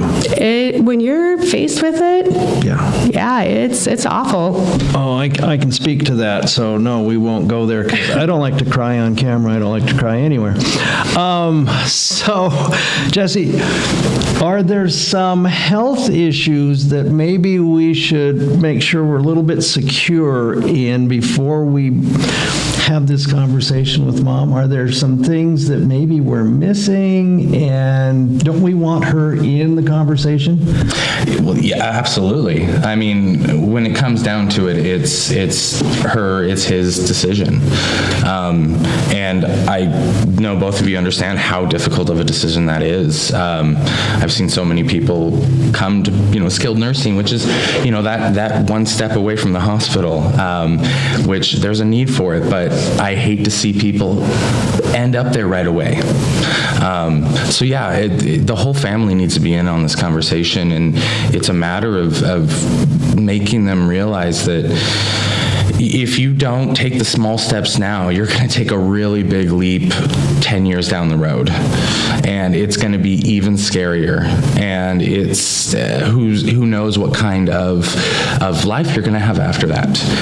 So if you're able to come into an independent living or assisted living first, you get accustomed to it, you learn the people, and it's going to keep you in that healthier state for a much longer time, rather than going straight into that hospital bed. I certainly had compassion fatigue working at the skilled nursing facility I was at, and so many times it was the family was heartbroken, the patient was heartbroken that this is where they had to be. And it was so unexpected. It was so, always unexpected, But that's why we're doing this right now, right? I mean, it's to make people aware, start having these conversations now, Don't wait till the last minute. It's awful. And if you've seen what I'm sure all of us have seen, we would do anything to convince you to take action now. I mean. Yeah. So if let's say that we're able to get the family on board, the siblings, which is kind of like watching The View, right? I'm a Hispanic family, so it's a little different. No, you just talk faster. That's all. So if we kind of can get the family together, Jesse, how do we make sure that Mom's able to interact with us? Is there, should we make sure that health-wise that, she's with us and able to handle this? Right. Should we send you guys out and have you talk to her? Well, unfortunately, we have been so busy, and I think it's just a testament to how this model of healthcare we've been needing this for so long, But I wish we could just go out and talk and help with those conversations. Unfortunately, we only can go out when there's an acute need. But that typically is where that ball starts to roll downhill, right? Yeah. So I'm hoping, my hope would be it's something smaller, okay? Maybe had some vertigo and she fell, right? Yeah. And got a little cut on her arm, a little shooken up, but no worse for the wear. Got it. Give us a call. We'll come and we'll sew it up. We'll make sure everything's good, and then we can have that conversation with you and the family if you would like them there. Well, we don't necessarily need you there, I think, in the conversation, but boy, it would be nice to know that Mom can follow, she can track, that she's at her best self. Absolutely. And I was gonna say though is one great thing about our concept as well is on average our providers are out there for 50 minutes with each patient, and you don't get that at in your primary care provider or anything. So to have that time to ask those difficult questions, and then we follow up with you 3 days later. So if you have more questions about this whole thing, it's a toolbox for you, for them and for the family to ask us. We have a lot of knowledge. Our teams have a lot of knowledge in healthcare, and they can certainly help you you find resources for home health, for assisted living, independent living that would be appropriate for you. Like we're happy to help in every single aspect of healthcare. I think sometimes what happens is we make a quick decision when mom's in crisis, right? She accidentally took too much of her nighttime medication. Or conversely, mom now has a UTI and we see that she's struggling, right? And we want to make a decision and have her involved in that decision-making process. But physically and emotionally, mentally, she's in no place to make that decision. So if we are going to have these conversations, you can't do it in a crisis moment. You have emotions, you have medical needs that need to be taken care of, and that's where having this conversation prior to and continually having this conversation until you're all on board. I always tell families, you'll make a plan. One way or another. Either you have decide, a plan. You have or someone decides for you. Making plans is a dangerous thing. Yeah. And if we can be proactive in that, it negates a lot of trauma. Well, it seems to me that I call it planning by design and planning by default. And nobody really likes the default plan, which is what most people have. From the estate planning, we figure somewhere between 55 and 85% of the people have no written plan for their estate planning. So they get the default plan, which most of them recoil when I tell them that's what it is, and you both could talk to them about the default plan and they would recoil even faster. So getting that conversation started sooner rather than later, and I want to say intervention, but it probably is, started sooner rather than later, then we get to perhaps avoid a crisis.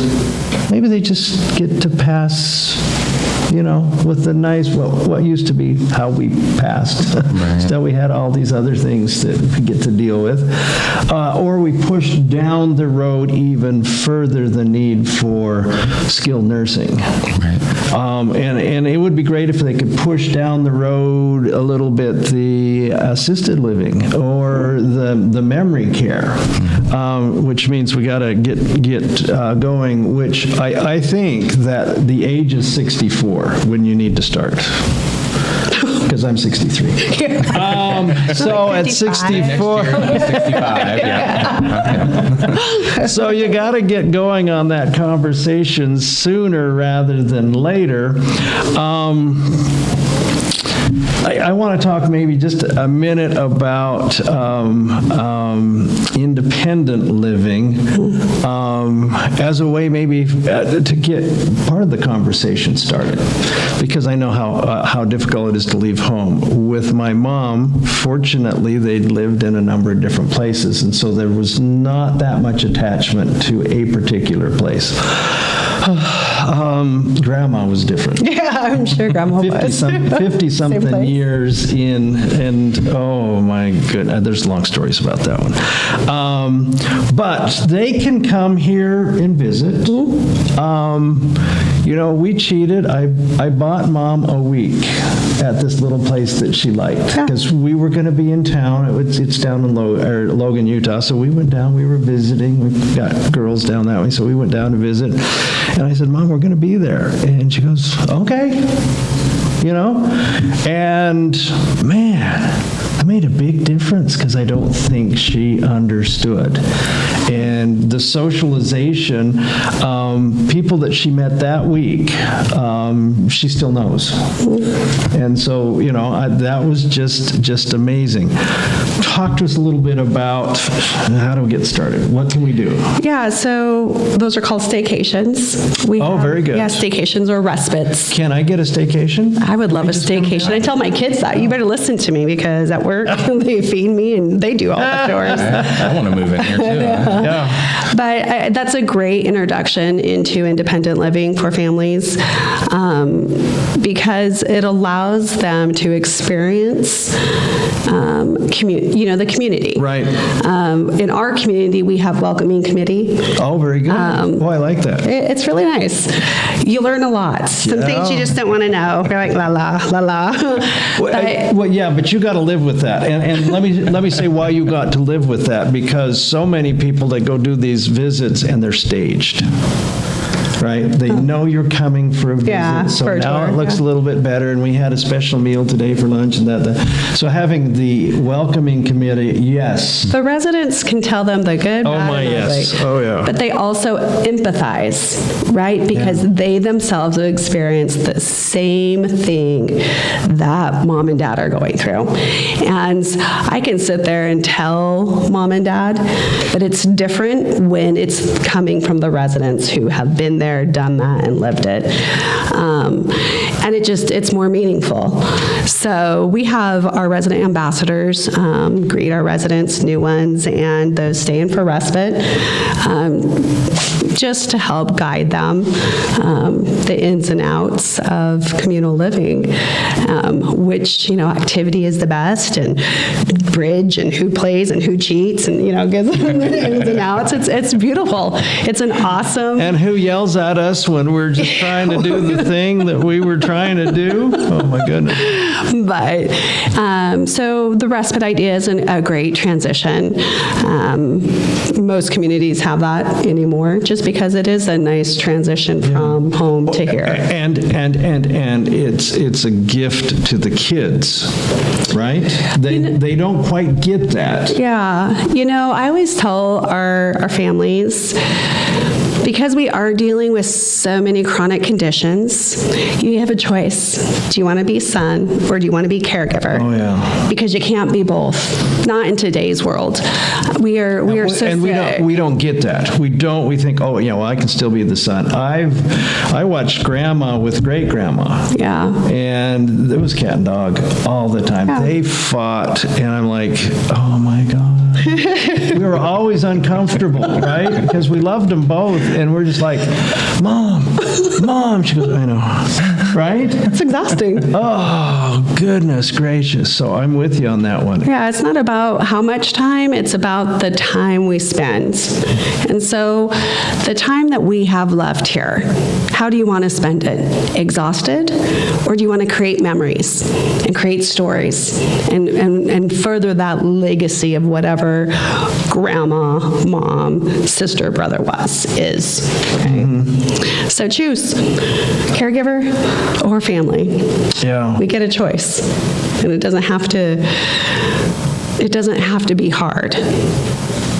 Well, it's hard.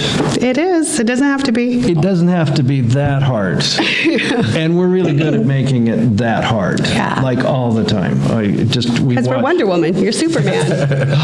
Right? Grief. I'm glad somebody finally noticed. Well, and the dynamics are never fair in a family. No. It's just never fair.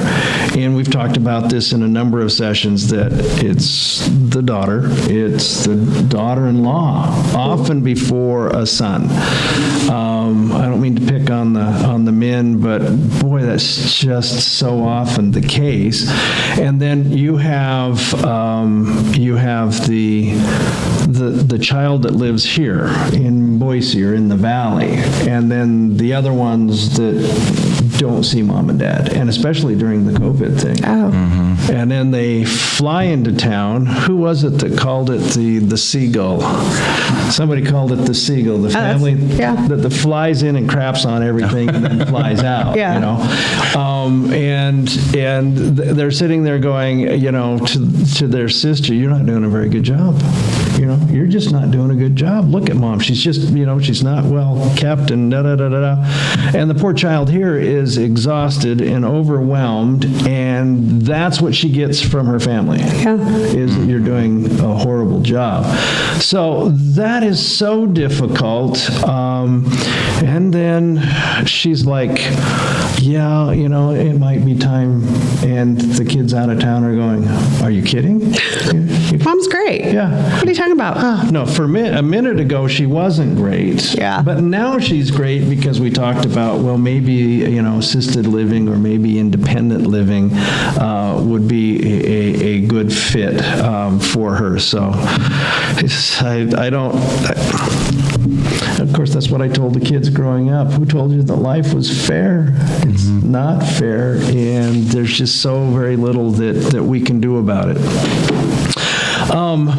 So what else would you tell us about, say, the independent living? We talked just briefly that, you know what, we can bring in some extra care. We can bring in home health if we needed to. We can certainly bring in a Dispatch. a doctor's crew. And so we can make this, we can push this out for a long time with the quality that we want. What else should we know about independent living? What should they be thinking? It is activity and community driven. The more active we are physically and cognitively, then the longer our lifespan typically is, right? I think Japanese have like 100-year average, 96 or some craziness like this, without medications. Sushi. No, it's their active lifestyle, right? Yeah. And really that is the beautiful thing about independent living. It's about living our best life possible, engaging again with others, and it truly is keeping your independence. We have a lot of people living at home who are just sitting in a chair, right? They get up, go to the bathroom, sit down, watch their TV. That's it. The story, I have a story to that. A lady at church, she wanted my son to come over and mow the lawn. And it was a small little lot. We said, fine. So we go over to the house. The door is, of course, unlocked. So you knock on the door, come in! And we came in, we went into her little sitting room, and it was a 65-inch color TV. And she had her little recliner about 5 feet from it with an Afghan that she had over her legs. And she fought her kids tooth and nail against going into, say, finding a nice independent living. She was going to live at her house. Yeah. And that was both her socialization and her activities. And man, that had an impact on me. It had an impact on my poor son too. He's like, Dad? I go, no, it's okay. So yes. Yeah, getting them in, and I think sooner is always better, because there are points, right? If you're so deconditioned that you need someone to help you get out of your chair, you're looking at assisted living. Yeah. Right? So that's where I'm a big advocate of home health, of physical therapy. Let's get them strong. Let's see how strong they really are, because they're so deconditioned at home. Can they thrive in an independent living, or did we wait too long and now it's assisted? Or did we wait even longer and now it's memory care? Right? Well, and there's a second part to that. I think Eric Colette's the one that introduced me to this concept, and he calls it the window. Yep. And if we got the window open, there's a good time to make the move where you're still capable and very independent, and you're able to visit with people and get to know them. Or there's the just before the window's closed and we're not doing as well, cognitively as well as physically. So yes, I agree with you 100% on that. So my wife and I will be moving in next week, so that'll be great. We'll take your wife. I'll sleep in the car. Especially if that peach pie is available. I'll sleep in the car. So Jesse, what else should we know that maybe we haven't covered yet about this concept, the concept of dispatch health, and then dispatch health itself? What should we know? Honestly, as cheesy as it sounds, and I know I'm kind of biased because I work for the company, but in the short time that I've been with them, I have been proven time and time again from everybody here all the way up to the CEO of the company, Mark Prather, they're truly in it for the patient. He was an ER doctor for 20 years in Denver and saw that, 60% of the people going to the ER didn't need to be there. 25% of the people using ambulances didn't need to use those ambulances. That's thousands and thousands of dollars. They needed it at that moment because they didn't have another option. Yeah. Exactly. So he started this company, and like I said earlier, there's no registration fees, there's no membership fees. We charge your insurance just the way urgent care would. So if you have Medicare and no other insurance, it's about $27 on average for us to come out and that's see. terrible. Right, I know. Yeah.